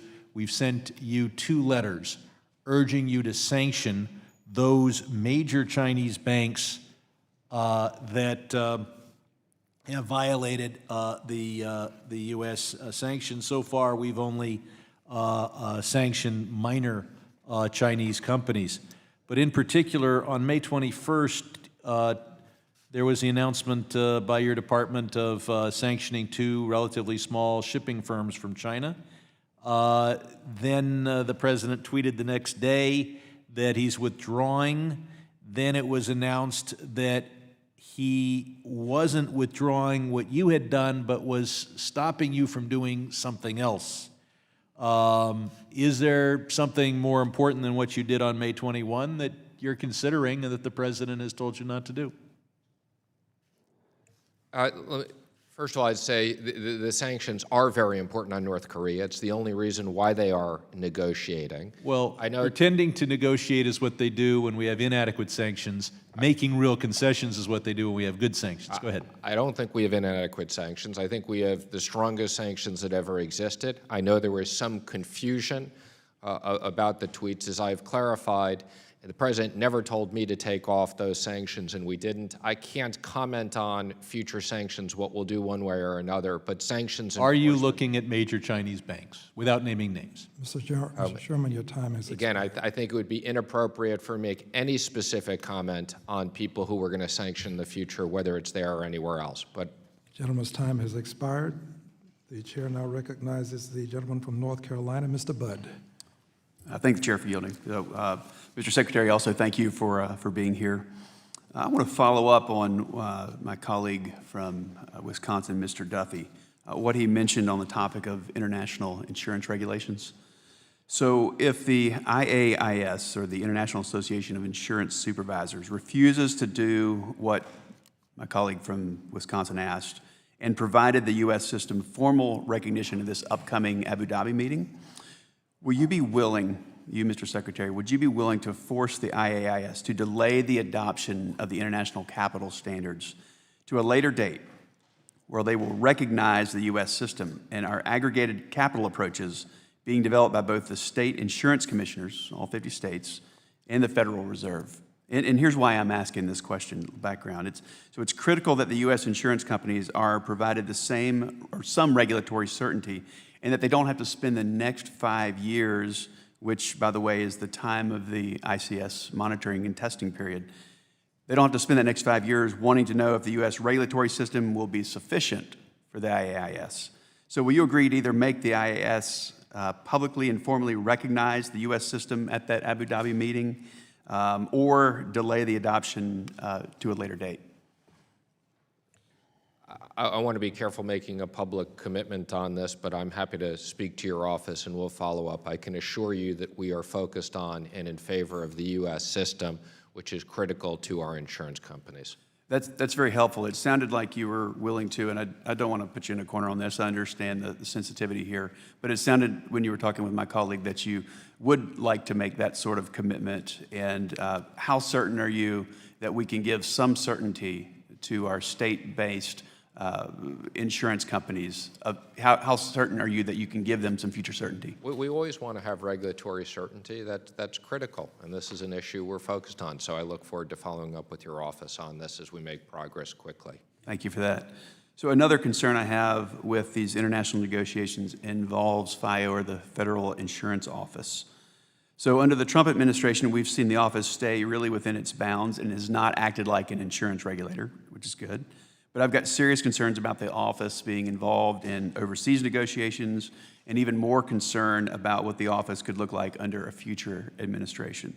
For example, under the previous administration, the office went down the road of performing activities like involving or issuing arbitrary and inaccurate reports, commenting negatively on the domestic insurance industry, initiating duplicative and unnecessary data calls, and acting like a quasi-regulator via the use of its very powerful subpoena authority. So, Mr. Secretary, how does the current administration view the role for the office? And would you agree with me that it's important to put regulatory bounds on the FIO going forward to prevent what happened during the previous administration, or even worse? Well, I can comment on what we're doing. I'm not an expert on what's done in the previous administration. That's fair. Go ahead. I look forward to getting updated on that. It is not a regulator. It's not meant to be a regulator, and we would never support it being the primary regulator. And in the administration that you work in, can you put some constraints on it that would protect against abuses in future administrations? we will take suggestions from you on this in your office and work with you on it. Look forward to the dialogue there.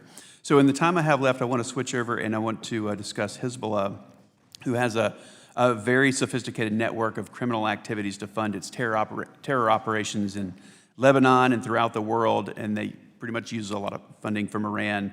The U.S. Treasury Department plays a vital role in helping to identify and stop the flow of illicit funds to the terror group. So, Mr. Secretary, what steps is the Treasury currently taking to stop the flow of resources to Hezbollah? And in particular, what are we doing to stop Iranian resources from going to Hezbollah?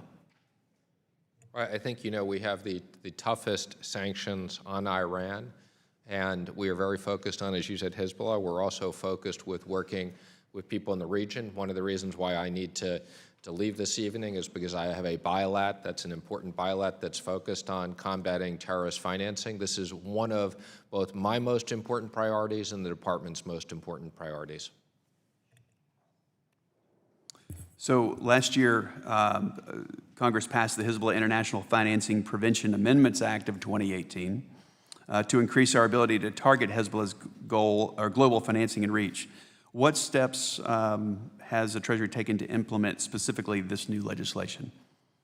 Well, first of all, we very much appreciate the additional funding we've had for TFI to build up these resources. And again, since we're running out of time, we'll follow up with you on the specific steps. I look forward to that. Thank you. Gentleman's time has expired. I now recognize myself for 5 minutes. Mr. Secretary, you recently had an encounter with ethics, and this had to do with an entity that you sold to your then fiance, now wife. And by the way, this is in no way intended to demean her in any way, nor is it intended to demean you. But you sold Storm Chaser Productions, and you sold it to her. And ethics, after having reviewed it, concluded that given that you gave an indication, let's call it a promise, to recuse yourself if there are any future dealings with the government and Storm Chaser, there would be no penalties imposed. Is this true? Well, I appreciate you raising this because I want to be very... Excuse me, I need to know if this is true because I really don't want to dwell on it. I'm going to something else. Is this true? That I've committed to recuse? Yes, sir. Yes, I've signed a new ethics agreement that has clarified, but just to be clear, had there been conflicts before then, I would have recused myself. So I've been in touch with ethics officials for the last 2 years, okay. Treasury ethics officials. Thank you. As I said, I don't intend to dwell on that issue, but I do plan to go to another issue now that involves an entity known as Rat Pack Dune. Are you familiar with Rat Pack Dune? I am very familiar with it. And is it true that you have sold your interest in Rat Pack Dune? Yes, I sold it a long time ago.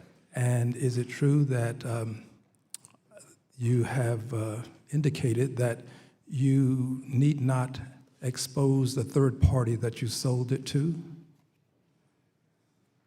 I'm sorry, could you repeat the question? Is it true that you've indicated that you need not and will not expose the third party that you sold it to? It was a confidential transaction. A confidential transaction, which means that we have no idea, we meaning the Oversight Committee, will have no idea as to what the terms of the conditions were. Not that I'm overly interested in your personal business, but we don't know what the provisions are and we don't know what the entity is that purchased. Is that a fair statement?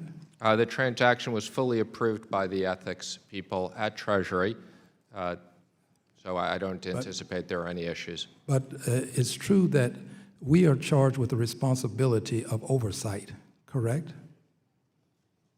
You agree, sure you do. We are. I'm not an expert on your oversight responsibilities, so let me just assure you that we are. We're charged with oversight. So the question becomes, how do we perform oversight of that which we cannot see? It is very difficult at best, probably impossible to accomplish. I mention it to you because we live in a world, Mr. Secretary, where it's not enough for things to be right, they must also look right. This may look right to some, but the truth be told, the American public is concerned. In the case that you had with your wife, you signed an agreement to recuse, And if there is a conflict, we will be aware of the conflict and understand that you must recuse. With Rat Pack, we will not have the ability to monitor the relationship because we have no idea as to what it is. Therefore, we cannot ascertain, based on empirical evidence, whether you should recuse. My point is this: it would seem to me that in the interest of the public having a belief that our system functions fairly and properly with transparency, that you would reveal to whom you sold the interest. You don't have to tell us how much. There are numbers floating around, 25 million, but it would seem that you would reveal this. You've said you won't, so I won't ask you to do it, but it just seems to me that that would be an appropriate thing for a person who has the lofty position of being the treasurer of the United States of America. Seems that that would be appropriate. I won't ask you to respond. Well, I do want to have the opportunity to respond. I just want to make one thing and clarify, and this is all in the public domain. The entity of Rat Pack Dune had a transaction with Warner Brothers. Warner Brothers bought it out, and that entity is fully liquidated. So not only do I not have any interest in that entity at this point, but nobody has any interest in that. That entity has been fully, so there couldn't possibly be any ongoing conflict whatsoever. And I will take your word for it. Thank you. Unfortunately, I have to. I yield back my time and I recognize the gentleman from Ohio, Mr. Gonzalez. Thank you, Chair. Thank you, Secretary, for being here. So I think there's a lot of reasons for us to be very excited about the state of the United States economy, certainly when you compare it to what's going on in Europe and through really the entire world. We can look at GDP, unemployment, wage growth, tons of reasons to be excited. And I agree, I think a lot of it has to do, or primarily has to do with the deregulation and the tax cuts. I think it's fairly obvious. When I think about the next stage of growth and how we can keep this moving, I go directly to trade, specifically U.S.-China.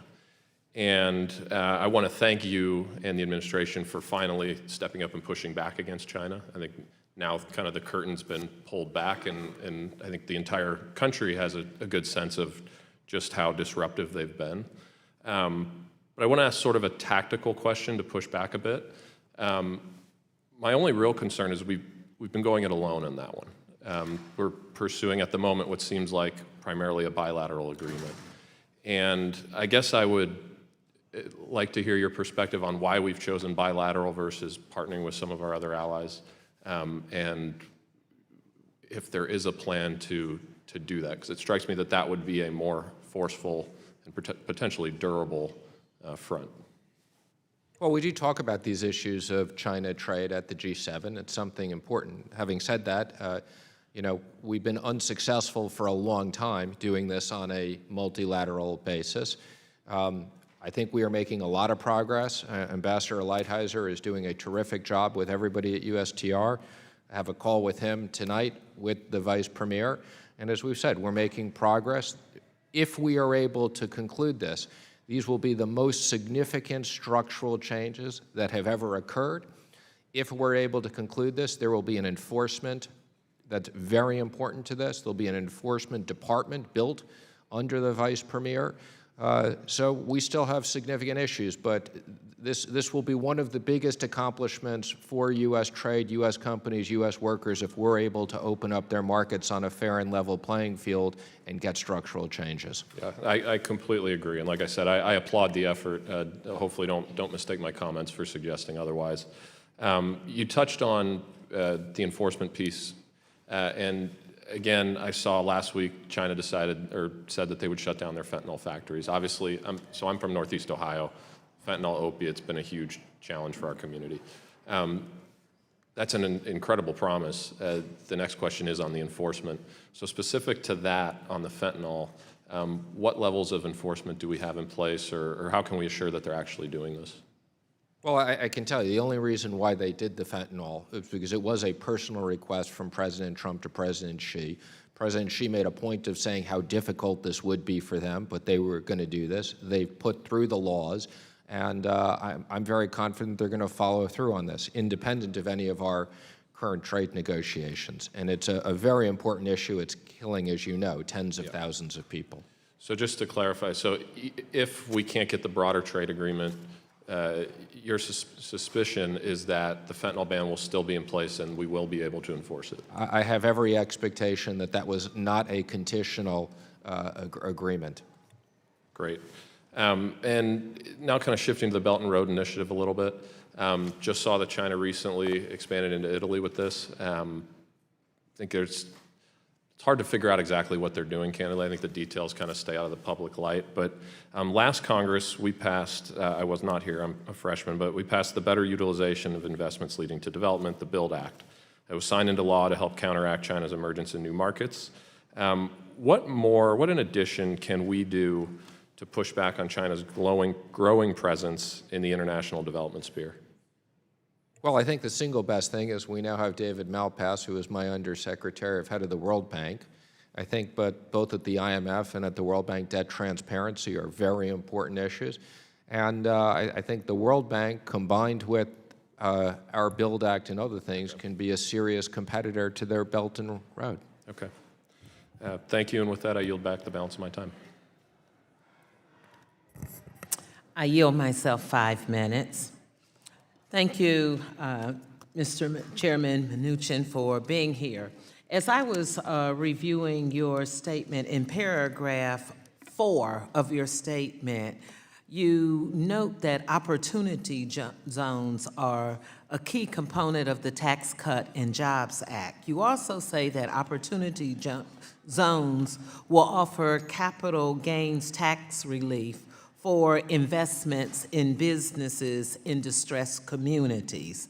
So I would like to know, when is that going to happen? How many dollars will be put into distressed communities, and how will you deal with to protect and assure us that we won't have gentrification in these communities? So when it's going to happen, it's already started. People have already started creating opportunity zone funds. We've put out some regulations. We're putting out more regulations. We hope to get those out within the next few weeks. They're critical to create certainty. Where are some of those that are already in existence? Where are the dollars? What communities? What states? Do you have any in Columbus, Ohio? I was saying the funds have started. So the capital formation has started. Many of the investments are waiting for the regulations, which I said we hope to have out in the next few weeks. In regards to how much, from commitments that I've heard people make, I could extrapolate. I think this is going to be over $100 billion. And the issue of gentrification is something we're going to have to monitor very carefully and will be part of the reporting process. So you will be able to put in writing to me how we would make sure that we don't take these minority or urban communities and then all of the dollars and change them where those individuals no longer have a place to live? Absolutely, and we look forward to working with you in your office on these issues. Our objective is to create more jobs, more opportunities in those communities, not to change them. Okay, let me switch to another area that's of interest to me, and also in your testimony earlier, you used language to eliminate poverty and to talk about growth. I make that a direct connection. As you'll recall, when you were here last year, I asked you about Amway, Office of Minority Women and Inclusion. And you didn't do so well if I was grading you with a test score. You didn't know who your Amway director was. You didn't have a lot of information to offer me about Amway. So now can you tell me who your Amway director is? Ken, and I want to thank you because you did point this out to me. Lorraine Cole, I meet with her on a monthly basis. I go through the reports. I appreciate the importance of this, and thank you for bringing this to my attention last year. Well, let me also say, and I'd like to enter into the record that we requested the IG to take a look into your department's compliance with Section 342 of the Dodd-Frank Act. It didn't come up so well. When I read the report, the IG, the Inspector General, found that the OMWI at your department will not likely be able to fulfill its responsibility at the same level as the other OMWIs in the other regulatory offices because of insufficient staffing. I asked the same question to the new director of the CFPB last week, and it was a yes or no question. Will you put enough money in there to maintain Dr. Cole and to give her the appropriate staff as Section 342 states? It's a yes or no. Because right now we know it's saying you only have 2 people. We know that's not enough. So are you going to put it up to a standard that I'm going to let you determine, but a standard that won't be embarrassing to you or cause an issue when you come before my D&I committee or back here? I will commit to you to make sure that she thinks she has enough staff. Okay. So the last question that I have, are you aware of what the Inspector General's report stated? And do you have any idea of the diversity, if we're going to talk about growth and eliminating poverty, and we're going to go into distressed communities, do you have any idea of what your department looks like with women and minorities? And if not, you can send it to me in writing. I only have a few seconds. I'm going to reclaim my time because I'd like to take my last few seconds to recognize the Honorable Jesse Jackson being in our hearing, and quite appropriate today when we're talking about national issues. So thank you, Reverend Jackson and my friend, for being here. My time is up. I now recognize the gentleman from Indiana, Mr. Hollingsworth, for 5 minutes. Good afternoon. It's great to see you again. I appreciate the time that you've invested with us thus far. Really, I know one of the things that we've worked on at last Congress, and we continue to work on this Congress, on both sides of the aisle, but especially on this side of the aisle, is developing an ecosystem in terms of financial regulation, financial oversight, where every bank of all different sizes can participate and hopefully grow successfully, because ultimately, them being able to grow successfully helps their communities grow successfully. And I certainly believe in an ecosystem where everyone competes on a level playing field and everyone has the opportunity to compete for good business. But I hope that you might be able to speak, especially in advance of tomorrow, about how it serves American interests, not only American corporate interests, but sometimes American government interests, in having super large banks headquartered here in the United States, having a financial system around the world that depends on the U.S. financial system as well, and how that empowers Treasury, and how it empowers the American consumer, and how it empowers American companies to have very large institutions that can serve the needs of very large American companies and serve the needs of American interests. And I wondered if you might be able to talk a little bit about that.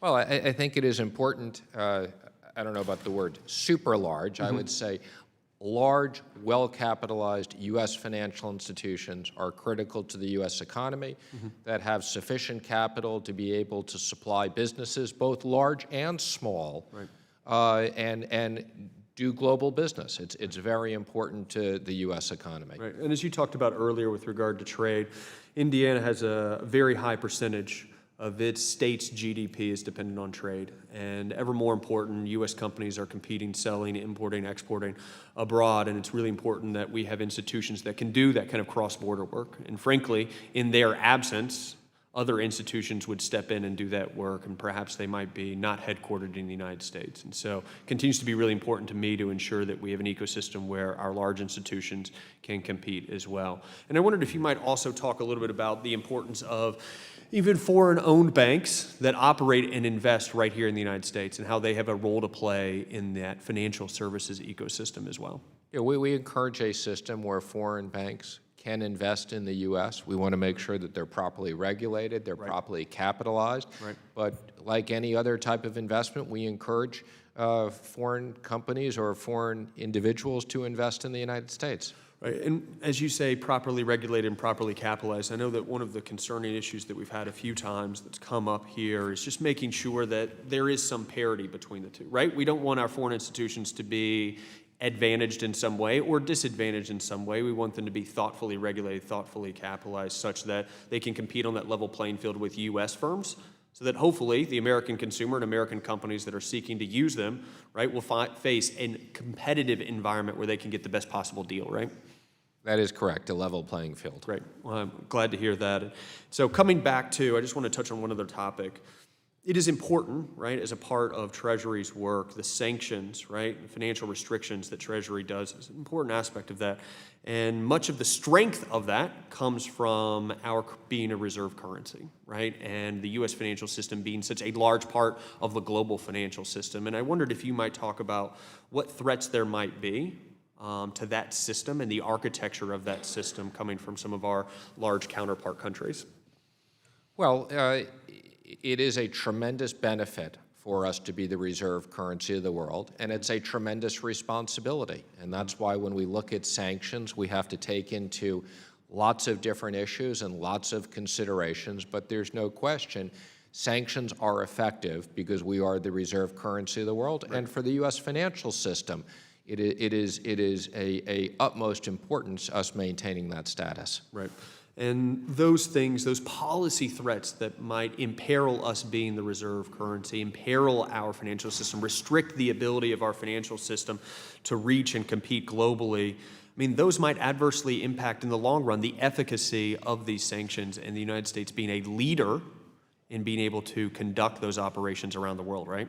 It would, and our ability to raise capital all over the world. Right. Certainly, there are many challenges, but that's an important one that I think is frequently lost, that the efficacy of these sanctions programs depends on us continuing to be a capital market, right, continue to be a financial services industry that competes around the world and is ever large presence around the world. So they're intricately linked, and I'm glad you've pointed that out. Right. Thank you for the time today. I'll yield back. The gentleman from Washington, Mr. Heck, is recognized for 5 minutes. Thank you, Madam Chairman. I'd like to quickly follow up on some of the line of questioning of my friends, Mr. Stivers and Mr. Huizinga, regarding the Export-Import Bank. First, to correct the record, bank was not, as indicated, established in 1945. It was established in 1934. It's celebrating its 85th year, but I quibble. The larger point, however, I'd like to correct is the representation that it exists only to assist small businesses. In fact, a simple reading of the history of the bank over 85 years is that it assists with export credit in 3 areas where the market is imperfect. The market is indeed imperfect in helping small businesses stand up sales to foreign countries. It's also imperfect in its sales to countries that are developing because banks don't have international ability necessarily to collect within certain developing countries. And thirdly, banks are disinclined to engage in long-term financing for long-lived, large-dollar items. So think massive earth-moving equipment by Caterpillar sold to some nation that's building highways. And it's in this regard that I think it's really important to clarify that even though Caterpillar, as an example, might be a very large business, Caterpillar's supply chain is made up of thousands and thousands of small businesses who are hurt by the fact that the bank does not have a quorum and therefore cannot approve deals above $10 million. So simply put, would you acknowledge that small businesses are being hurt by the absence of a quorum on the Export-Import Bank? I would, and the $10 million threshold is an awfully low threshold. So, I mean, I think we would agree that there are lots of small businesses, medium-sized businesses, and as you've pointed out, big businesses do employ people with small businesses. And the purpose was not to displace private capital, but as you've pointed out, to assist where there is not private lending to facilitate trade. Mr. Secretary, do you have any idea how much China's various export credit authorities have issued in loan guarantees or loans in the last 2 years? It's enormous and multiples of anything we would do no matter what we ended up doing with the export-import. Would it surprise you to learn that they have issued more credit in the last 2 years than our Export-Import Bank has in its entire 85-year history? That would not surprise me. So would you acknowledge that in this era where China is emerging as clearly a highly competitive long-term strategic competitor, that utilizes whole-of-government means to achieve their purposes, that we would be well served by having a fully functioning Export-Import Bank as one of the arrows in our quiver in which to compete with them. I can tell you that the President and I and others in the administration think this is very important, and I would hope whatever issues there are, we can figure this out on a bipartisan basis and whatever reforms. It is important from an economic standpoint to get the Exim Bank back open, and that means loans above $10 million. You have any idea why we call it the Export-Import Bank when it doesn't do any import business whatsoever? I'm sorry, what was that? Do you have any idea why we call it the Export-Import Bank when it doesn't do any import business whatsoever? I don't know the history of that. So I want to shift to the proposal by the administration to reform the government-sponsored enterprise. The President's obviously directed you and Secretary Carson to come forth with a plan to reform Fannie Mae and Freddie Mac, and also laid down some benchmarks by which that proposal would be measured. I'd like to respectfully suggest the addition of two more benchmarks. The first is predicated on the clear evidence that we have a shortage of homes in this country. As I indicated at an earlier subcommittee meeting, in the 1970s, we built 12,000 units for every million people in America, and now we're building 4,000 for every million. Clearly, we have a shortage that has been documented to be at least 1.5 million. And part of the solution to that, because we assess that construction financing sometimes gets pinched, not necessarily, but sometimes consumer access to credit, but construction financing gets pinched, would you support at least the current level of support by the GSEs of construction financing? And secondly, as we, or if we stand up a new GSE, would you commit to ensuring that smaller banks and credit unions have a means of laying off their mortgages so that they can compete effectively with larger banks who can create their own securitization market? Would you support those two benchmarks? Well, I can assure you on this, the second benchmark, I completely support that and want to make sure there's a fair and level playing field. On the first benchmark, I'm not an expert enough on this, but we will reach out to your office, and as we put together a proposal, we will absolutely take into account your ideas. Thank you, Mr. Secretary. I yield back. Gentleman's time is up. The gentleman from Wisconsin, Mr. Stowe, is recognized for 5 minutes. Thank you. Thank you for Secretary Mnuchin for being here. First question, kind of the role of large banks in our economy. The U.S. has large and dynamic economy, producing many globally successful companies. Businesses are world leaders in manufacturing, services, technology, consumer goods. They create opportunities for workers, families, and downstream suppliers. I experienced firsthand the impact that this can have in manufacturing in southeast Wisconsin, on successful American business generating jobs, sustaining communities, and investing in innovation. As you know, the U.S. is home to several large financial institutions that, among other things, provide the critical services to American companies engaged in global commerce that fulfill an important role in our financial system. As I look at it, as the world's top 10 largest banks, 4 are Chinese, several others are European, and by my count, only a couple are U.S.-based. Does this matter? And what would happen to our economy if large, globally competitive banks are placed at a competitive disadvantage to our foreign banks? I think it would be a very significant problem for the U.S. economy. And in particular, as it relates to exports in the United States? As it relates to everything, being competitive, that having strong, well-capitalized, leading banks are very important to the structure of our overall economy and us being competitive throughout the world. Thank you. I'm going to shift tactics to illicit finance and human trafficking, which is something that's important to me.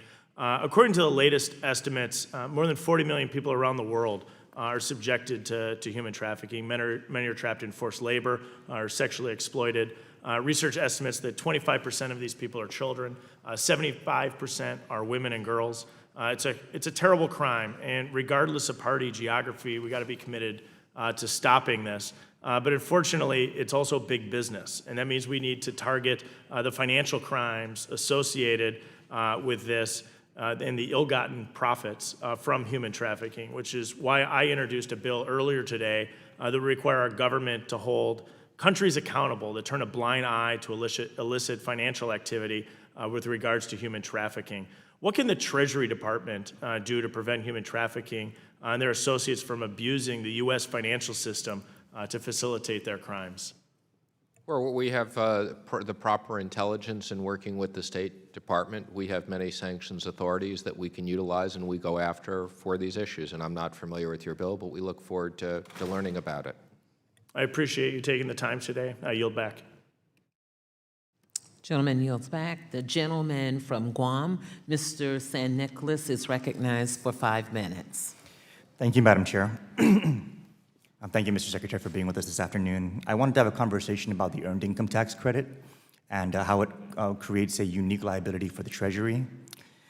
The earned income tax credit, for an EITC taxpayer, the difference between their income tax refund and their income tax withholdings is a Treasury liability. Is that correct?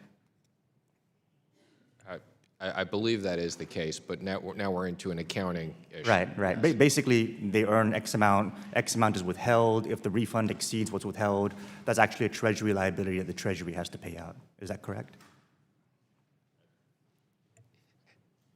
Well, I want to make sure I'm following your technical issue. There are withholding taxes.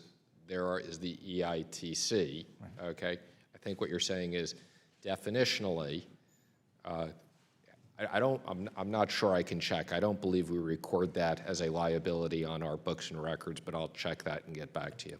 Well, what I mean by liability is that the Treasury is responsible for paying out the earned income tax credit if there is no withholding sufficient to fund it.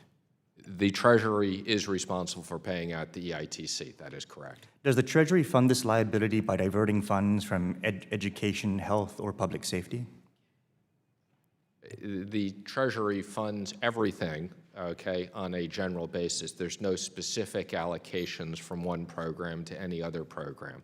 And so, again, just to reiterate, the Treasury is responsible for funding the earned income tax credit. Well, the Treasury is responsible for dispersing the earned income tax credit. The U.S. government is responsible for funding it. Well, I'm glad we have this on the record, Mr. Secretary, because I'm the delegate from Guam. And since 2008, Guam has been absorbing 100% of the earned income tax credit payouts that have been filed from our taxpayers in the territory. And this sum has actually ballooned to account for over 50% of the annual set-aside that we have for tax refunds altogether. And so what I'm really hoping, especially with tax season in full gear, is that we can have the Treasury work with the Guam Department of Revenue and Taxation to figure out what the earned income tax credit amounts the Treasury should be paying for the taxpayers on Guam who are claiming this credit. And I want to just put on the record also, Mr. Secretary, that this is not something new. The Treasury has for years already been paying out the additional child tax credit on Guam. And so in order for us to be consistent with the Treasury funding the ACTC, I humbly ask the Treasury also do its part to fund the EITC on Guam. And this is very critical, Mr. Secretary, for a variety of reasons. One of them is the fact that with poverty rates so high on Guam, the diversion of general fund coffers in the territory of Guam to fund the EITC payouts impacts education, and it impacts health, and it impacts public safety. And those diversions also result in deficits to the territory because we're having to pull other tax resources that would have otherwise been used to meet our appropriations projections.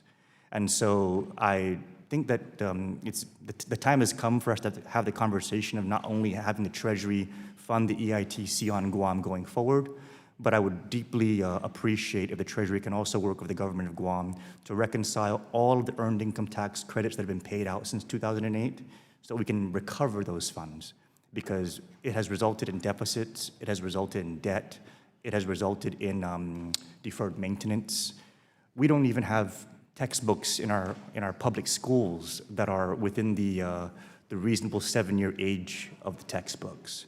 There's so many fund diversions going on in the territory, and this EITC liability of $56 million a year accounts for a significant chunk of that. So I appreciate your forthrightness in answering my questions with respect to who's responsible for paying that. And I look forward to the Treasury working with the territory of Guam to making the territory whole. And let me just comment, I am aware of Guam has some highly technical tax issues. I've actually met with the governor last time he was here with the Office of Tax Policy. We'd be happy for you to come in also on this, so please follow up with my office on these specific issues. I know there's this and a bunch of other technical issues we've been trying to help on. I just want to zero in on this. Thank you, Mr. Secretary. I yield back, Mr. Chair. The gentleman from Kentucky, Mr. Barr, is recognized for 5 minutes. Thank you, Madam Chairwoman. Mr. Secretary, in the last Congress, I was pleased to chair the subcommittee that oversaw the development of the Foreign Investment Risk Review Modernization Act, or FIRMA. I appreciate your support of that effort. I later served on the conference committee that negotiated the FIRMA provisions that the President signed into law. And this committee's leadership has been united in its prioritization of FIRMA rulemaking, and I'd like for unanimous consent to enter into the record a letter that I co-signed with Chairwoman Waters, former Chairman Hensarling, and the former subcommittee ranking member Gwen Moore, detailing congressional intent behind some of FIRMA's provisions. Without objection. Thank you. And Mr. Secretary, I have a few questions for you on the status of the current rulemaking process. FIRMA requires CFIUS to narrow its scope for certain transactions to particular countries. While CFIUS has some discretion on which countries it targets, clearly Congress wanted to see China taken seriously. How will you go about ensuring that China and other bad actors are the focus of the rulemaking and not U.S. allies such as Canada, Japan, Israel, and our partners in Europe? Well, first of all, we're very much supportive of the legislation. Thank you. This is a priority of ours, executing it. I can assure you we're not just focused on China. We're focused on other countries as well, and we look forward to working with you. I think the regulations will be clear as we roll this out, the pilot and the full-time, that we want to encourage investment. We don't want to discourage investment, but this is about protecting national security interests. Great, and thank you for your balancing those interests, including maintaining an open investment climate. I was pleased to see that the President's budget contains significantly more resources for CFIUS operations. CFIUS is a national security function, and Congress should fund it appropriately. Does the President's expanded request to Congress mean that you currently don't see a need to impose filing fees? No, we anticipate there will be filing fees as well. Well, with it, but nothing more than what is contemplated in FIRMA. Nothing that's.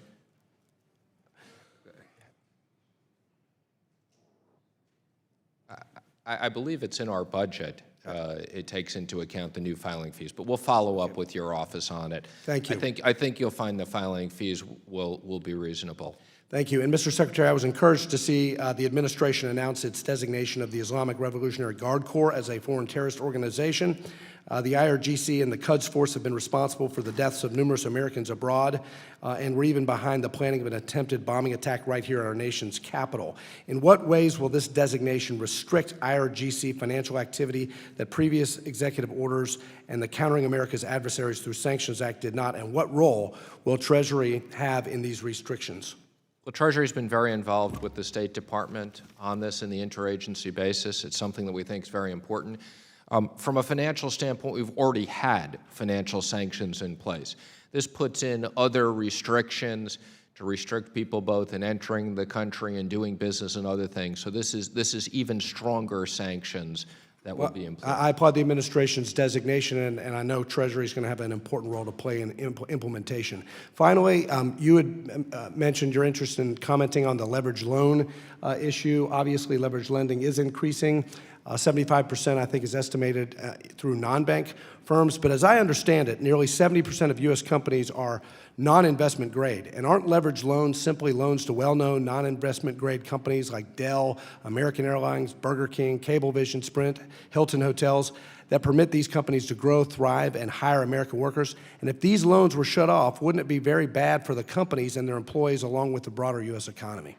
That's true. Leveraged lending is a very important part of the economy. We are working at FSOC and studying the leveraged lending issue, just because people have raised this to make sure there are no problems, but it is something we're on top of. And I know you recognize that if the economy does have a downturn, prices will drop and certain types of high-yield debt will be difficult to refinance. But in a November 2018 speech referring to elevated business bankruptcies and outsized losses, Fed Chairman Powell said such losses are unlikely to pose a threat to the safety and soundness of institutions at the core of the system and are likely to fall on investment vehicles like CLOs with stable funding that present little threat of damaging fire sales. Given that CLOs provide long-term capital not subject to the short-term redemptions or outflows we've seen in retail and institutional credit products, do you believe, unlike some of the current rhetoric in Washington today, that CLOs can represent a vital source of liquidity to the below investment-grade companies? I do indeed, and that's one of the reasons we're comfortable. A lot of the capital has moved out of the regulated banking sector into CLOs, which are permanent capital vehicles. Right, and they've performed very well over their 30-year history, including during the financial crisis. Gentleman's time is up.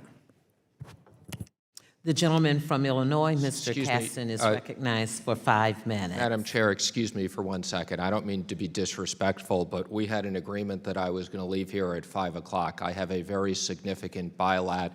It would be embarrassing. Now, I will tell you, in the last 6 years, there's never been a Secretary of Treasury who sat for more than 3 hours and 15 minutes. So I, as a courtesy, am happy to stay till 5:15, but it would be very embarrassing to a foreign government if this committee expected me to not show up for that meeting.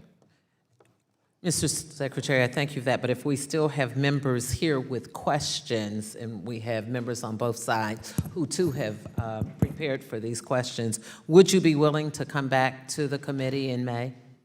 I'd always be willing to come back to the committee. I look forward to working with Chairwoman Waters on an appropriate time to make sure. So you would commit to coming back in May? Absolutely. I want to make sure the committee always has time to answer all their questions. Okay, thank you. If I am going to come back, though, I would propose that we could break so I'm not late for this meeting. And if we continue and stop at your deadline, if we need more than one hearing, would you commit to coming back at least twice? I would do what previous secretaries have done. I can't see why it's not sufficient to come back. But again, as opposed to trying to negotiate this in this format, I have every aspect. I'd like to have a good working relationship with the committee, and I look forward to answering all your questions. Thank you. The gentleman from Illinois, Mr. Caston, is recognized Madam for Chair. 5 minutes. Madam Chair, Madam Chair, inquiry of the chair. At this point, there are equal numbers of questions asked by Republicans and Democrats. So if we're going to adjourn in 5 minutes, then we need to divide this remaining time between Republicans and Democrats, just to be fair, under our committee rules. I have no problem. I have no problem. We've been doing that the entire time, going from Democrats. It's 5:10, and so 5 more minutes is taken, and the secretary has to leave in 5 minutes. So then the question will go to the secretary to stay for 1 Democrat and 1 Republican. The gentleman from Illinois, Mr. Caston, is recognized for 5 minutes. Thank you, Madam Chair. Thank you, Mr. Mnuchin. I will try to be quick to respect your time. Would you support a United States return to the gold standard? I would not. Good. Do you agree with the President's recent call for a renewal of quantitative easing? I'm sorry, I didn't hear your question. Do you agree with the President's recent suggestions that we should renew quantitative easing? In my role as Treasury Secretary, it would be inappropriate for me to make specific comments on what the Federal Reserve should or shouldn't do. Okay. From significantly expanded deficit spending to significantly expanded borrowing, we are pursuing a very expansionary policy since the 2015 tax cuts, in spite of rising GDP and falling unemployment. As a general matter, do you support the pro rather than counter-cyclical fiscal policy we've been pursuing relative to the larger economy? I don't think you can put all fiscal policy the same. I support the tax cuts, and I stand by. I think this will create growth that will pay for it. But we also had significant government spending on top of that, and we got to be careful because we can't spend the money twice. Okay, the reason for my question is that I think this morning the IMF cut the global growth outlook to the lowest level since the crisis. Domestically, we're seeing an inversion of from the 3 months of the 10-year Treasury bonds, we're looking at an inverted yield curve. How concerned should we be that we are approaching the next downturn? First of all, there's no question that growth outside of the United States, whether it be in Europe or China, has slowed significantly. As it relates to the inverted yield curve, I am not particularly concerned about the inverted yield curve at all. And from everything we see for the next 2 years still very strong, robust U.S. growth. Well, I certainly hope you're right. I think I've yet to see a downturn that people predicted from at the right moment. If we would, we'd all be wealthy by now. If it comes, here's my concern. In the last downturn, we had the tremendous good fortune to have exceptionally competent, policy-driven technocrats at the helm, from Mr. Bernanke to Mr. Paulson, Mr. Geithner. These men were uniquely suited to the moment, and I think we can second-guess them, but they did pretty well in the circumstances. President Trump has, to put it mildly, not proven himself capable of attracting or retaining people of that caliber. And I want to be clear, I do not put you in that category. You're an extremely smart guy. Your resume qualifies you for this. But I do have real concerns, given some of his recent suggested nominees to various Federal Reserve posts who might have answered some of these questions differently than you have, that when the next downturn comes, we are not going to have people with the skills necessary to handle it, and certainly without the trust of the markets that prior generation had. Now, I'm not going to ask you whether you agree with that. It'd be an awkward question for you. I suspect, given your background, you may share some of those concerns at night. My question for you as the Congress, given that potential, and given your experience and wisdom, how would you advise we hedge against that future risk? Well, I don't agree with you at all. I have a lot of confidence in the economic team that we have, whether it's with the regulators or whether it's in the Commerce Department, in the Trade Department, Larry Kudlow in the White House. I think we have as robust an economic team as we've had in previous areas, and I'm glad to hear you like these previous people. I worked for Secretary Paulson for a long period of time, and understand that. Well, I guess my concern is as much, I mean, the president keeps sycophants and family members around him. There's a lot of turnover in the rest, and I am as concerned about the trust that financial markets will have for those individuals putting policy first as their basic skills. And that's the concern that I feel we have to hedge against. Is there a question I'm supposed to answer on that? I think with respect to your tight time, I will yield back the balance of my time.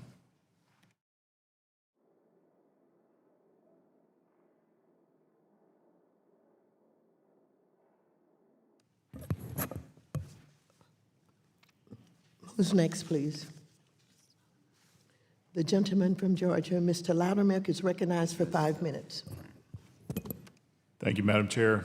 Mr. Secretary, thank you. I'm going to be very conscientious of your time. Even though I'm a member of Congress, I'm also an American citizen, and I think it's very important that we put the best light of our nation with the rest of the world, especially with foreign leaders. So I've got a whole suite of questions. I'm just going to narrow it down to one.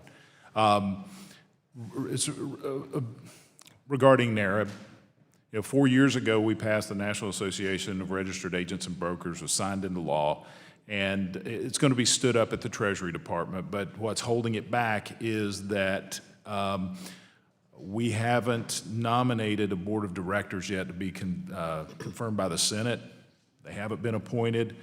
I'm leading a bipartisan, bicameral letter to the president. Several have signed on to it, expressing the urgency to go ahead and move forward. I know that you submitted some names. My question, can you please pass along to the President the urgency of getting this moving forward? Will do. Thank you, Mr. Secretary. I yield back the balance of my time. Mr. Secretary, if I may, you had indicated that you would like to have a press conference in this room following. I'm going to cancel that. I don't have time for that, so I'm not Well, doing that's what I was going to Go ahead. ask you, if you would, instead of having the press conference, continue with those members who have been waiting here for so long. And I think what I thought I originally heard was 5:30 rather than 5:15. So is it possible you could give us another 15 minutes to get to No, these members? I have a foreign leader waiting in my office at 5:30, okay? I agreed to stay longer. It will be embarrassing if I keep this person waiting for a long period of time. I wasn't going to have a press conference. I was going to have a short press gaggle. I'm not going to do that.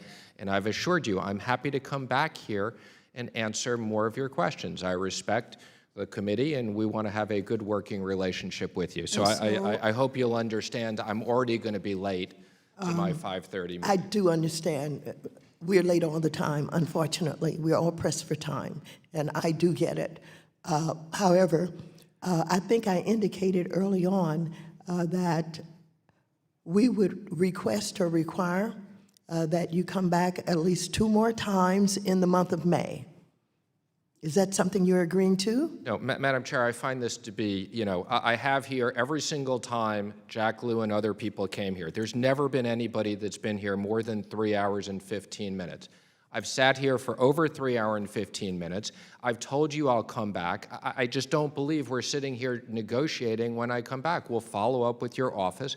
How long would you like me to come back for next time? I've told you I'll accommodate you. I appreciate that, and I appreciate your reminding us of the length of time other secretaries have been here. This is a new way, and it's a new day, Okay, well, and it's a new chair, and I have the gavel at this point. If you wish to leave, you may. Can you clarify that for me? Yes, clarify is this. So If you wish to leave, you may. Okay, so we're dismissed, is that correct? If you wish to leave, you may leave. I don't understand what you're saying. You're wasting your time. Don't remember you have a foreign dignitary in your office. I would just say that the previous when the Republicans, they did not treat the Secretary of the Treasury this way. So if this is the way you want to treat me, then I'll rethink whether I voluntarily come back here to testify, which I've offered to do. Mr. Secretary, I want you to know that no other secretary has ever told us the day before that they were going to limit their time in the way that you're doing. So if you want to use them as examples, you have acted differently than they have acted, and as I have said, if you wish to leave, you may.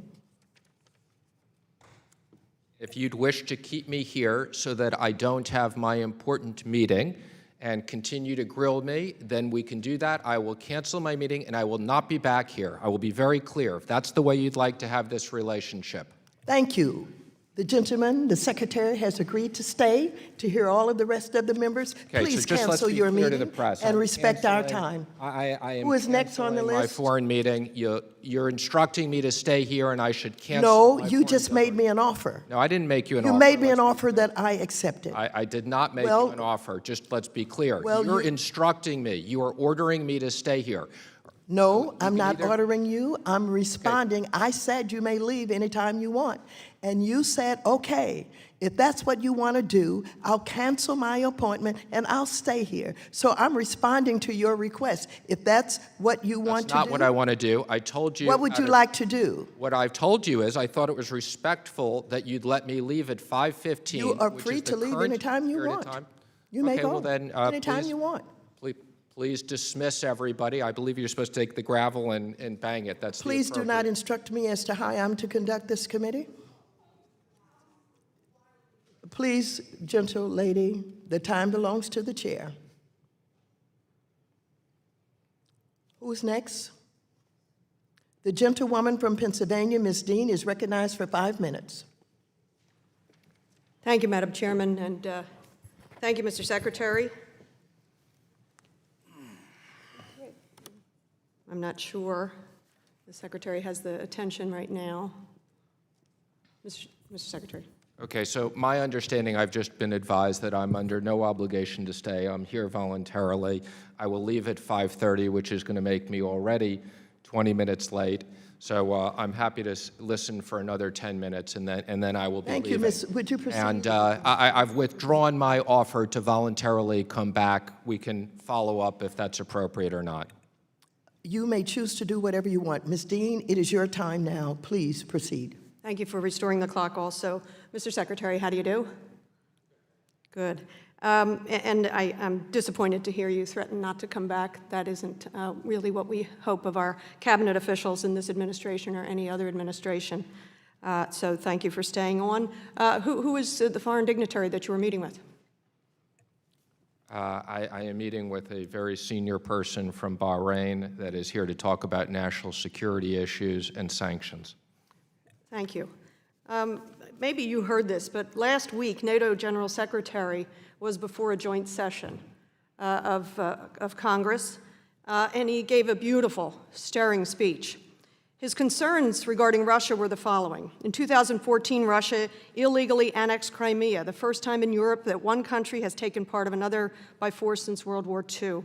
He said that we see, this is, quote, a pattern of Russian behavior, including a massive military buildup from the Arctic to the Mediterranean, from the Black Sea to the Baltic, the use of military-grade nerve agent in the United Kingdom, support for Assad's murderous regime in Syria, consistent cyber attacks on NATO allies and partners, targeting everything from parliament grids, power grids, sophisticated disinformation campaigns, and attempts to interfere in democracy itself. Did you have a chance to hear his speech? I didn't, but at your recommendation, I will get a copy of it and read it. It's beautiful. And he prefaced it and ended it with, it's good to have friends. And he was really recalling the history of NATO and the partnership of 70 years among nations there. And he ended it with, it's good to have friends. In the middle, he implied, or at least I inferred, but it's also good to know who your friends are not in this world. And with that history of what has been going on with Russia aggression, I'm puzzled how it was that you decided to delist 3 sanctioned Russian companies with, I guess, majority ownership by Deripaska. What was your decision for delisting them from sanctions? Sure. Well, thank you for raising that because it's a very important issue.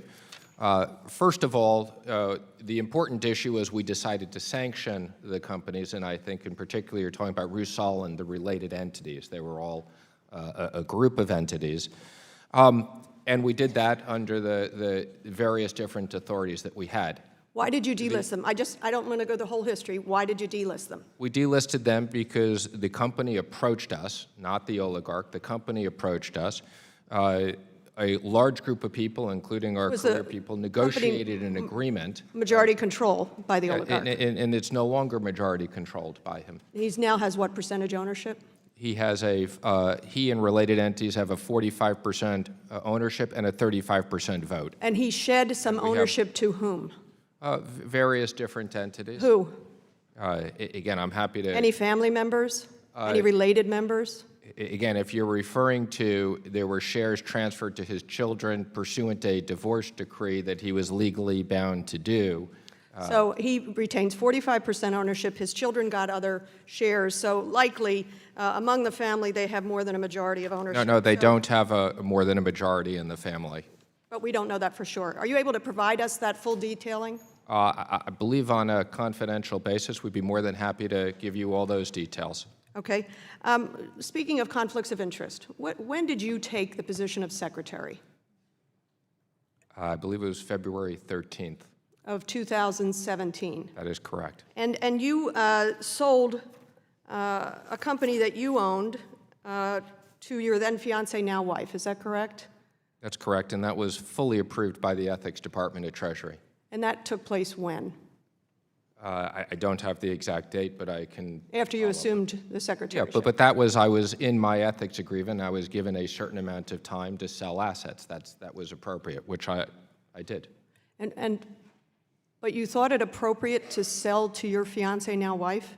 That would clear you of any conflict of interest? Again, just to be clear, okay, that transaction was fully vetted and fully approved and consistent with the ethics. What questions did you ask of Ethics Counsel surrounding that transaction? I asked extensive questions, both internally to our designated ethics advisor as well as outside counsel I had. I wanted to make sure I was fully in compliance.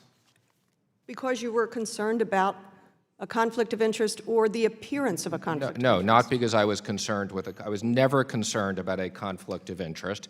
Quite frankly, I don't think I should have had to sell it, but I agreed to comply with what was the decision of the OGE. Why did they tell you you needed to sell it? I don't know. You took on that transaction, divested yourself of the ownership, Yeah, I was although your wife owns it, and you don't know why they recommended that that was what you needed to do?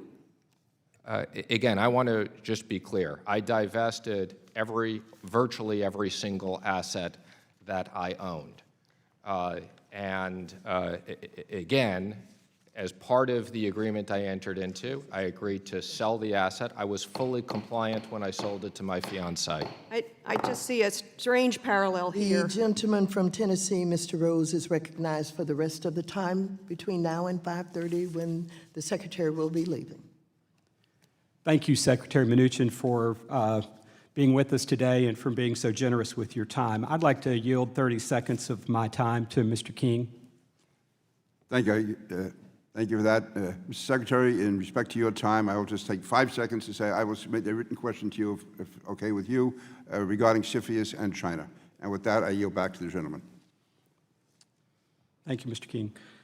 The FSOC annual report has previously stated that the Council reaffirms its view that housing finance reform legislation is needed to create a more sustainable system. The White House recently issued a memo, as you know, on housing finance reform on March 29th with a number of, outlining a number of initiatives. Mr. Secretary, I understand you cannot go into the weeds too much and tell me more about Treasury's views at a high level of what housing reform should look like, but could you give me some guidance as to what you believe and Treasury believes housing reform should look like? Absolutely, and this is an area I've been involved with for over 30 years. It's something I've talked about, and I believe that it should be twofold. So one, as it relates to the GSEs, we should have a system where taxpayers are not at risk. So we want a robust system where people can access mortgage capital, 30-year mortgages, but not put taxpayers at risk. And the reason why we're focused on housing reform and not just GSE reform is we want to make sure that we don't take the risk out of Fannie Mae and Freddie Mac and put it all at FHA and transfer it to taxpayers in another bucket. So this is something I really hope we can work on a bipartisan basis. I've said my first choice is to do legislation with Congress, and I hope we can do something quickly this year. Thank you. I appreciate your interest in making housing finance reform a priority. While the last administration did express some interest in the issue, they did not provide the leadership necessary to get reform over the finish line, and your leadership makes me optimistic that this will get done. In the interest of time, Madam Chair, I ask unanimous consent to submit to the record a list of previous appearances by Treasury secretaries along with the time that they gave this Without committee. objection, such is the order. Thank you I very much. yield the balance. Mr. Secretary, thank you for staying until 5:30. Without objection, all members will have 5 legislative days within which to submit additional written questions to the chair, which will be forwarded to the Secretary for his response. And I ask the Secretary to please respond as promptly as you're able. And I expect the Secretary to honor our invitation to return so that the rest of these members will have an opportunity to pursue their questions. So without objection, all members will have 5 legislative days within which to submit extraneous material to the chair for inclusion in this record. This committee is adjourned. Thank you, and I look forward to being back in May. We'll work on a date. Thank you very much. Thank you very much. Appreciate it.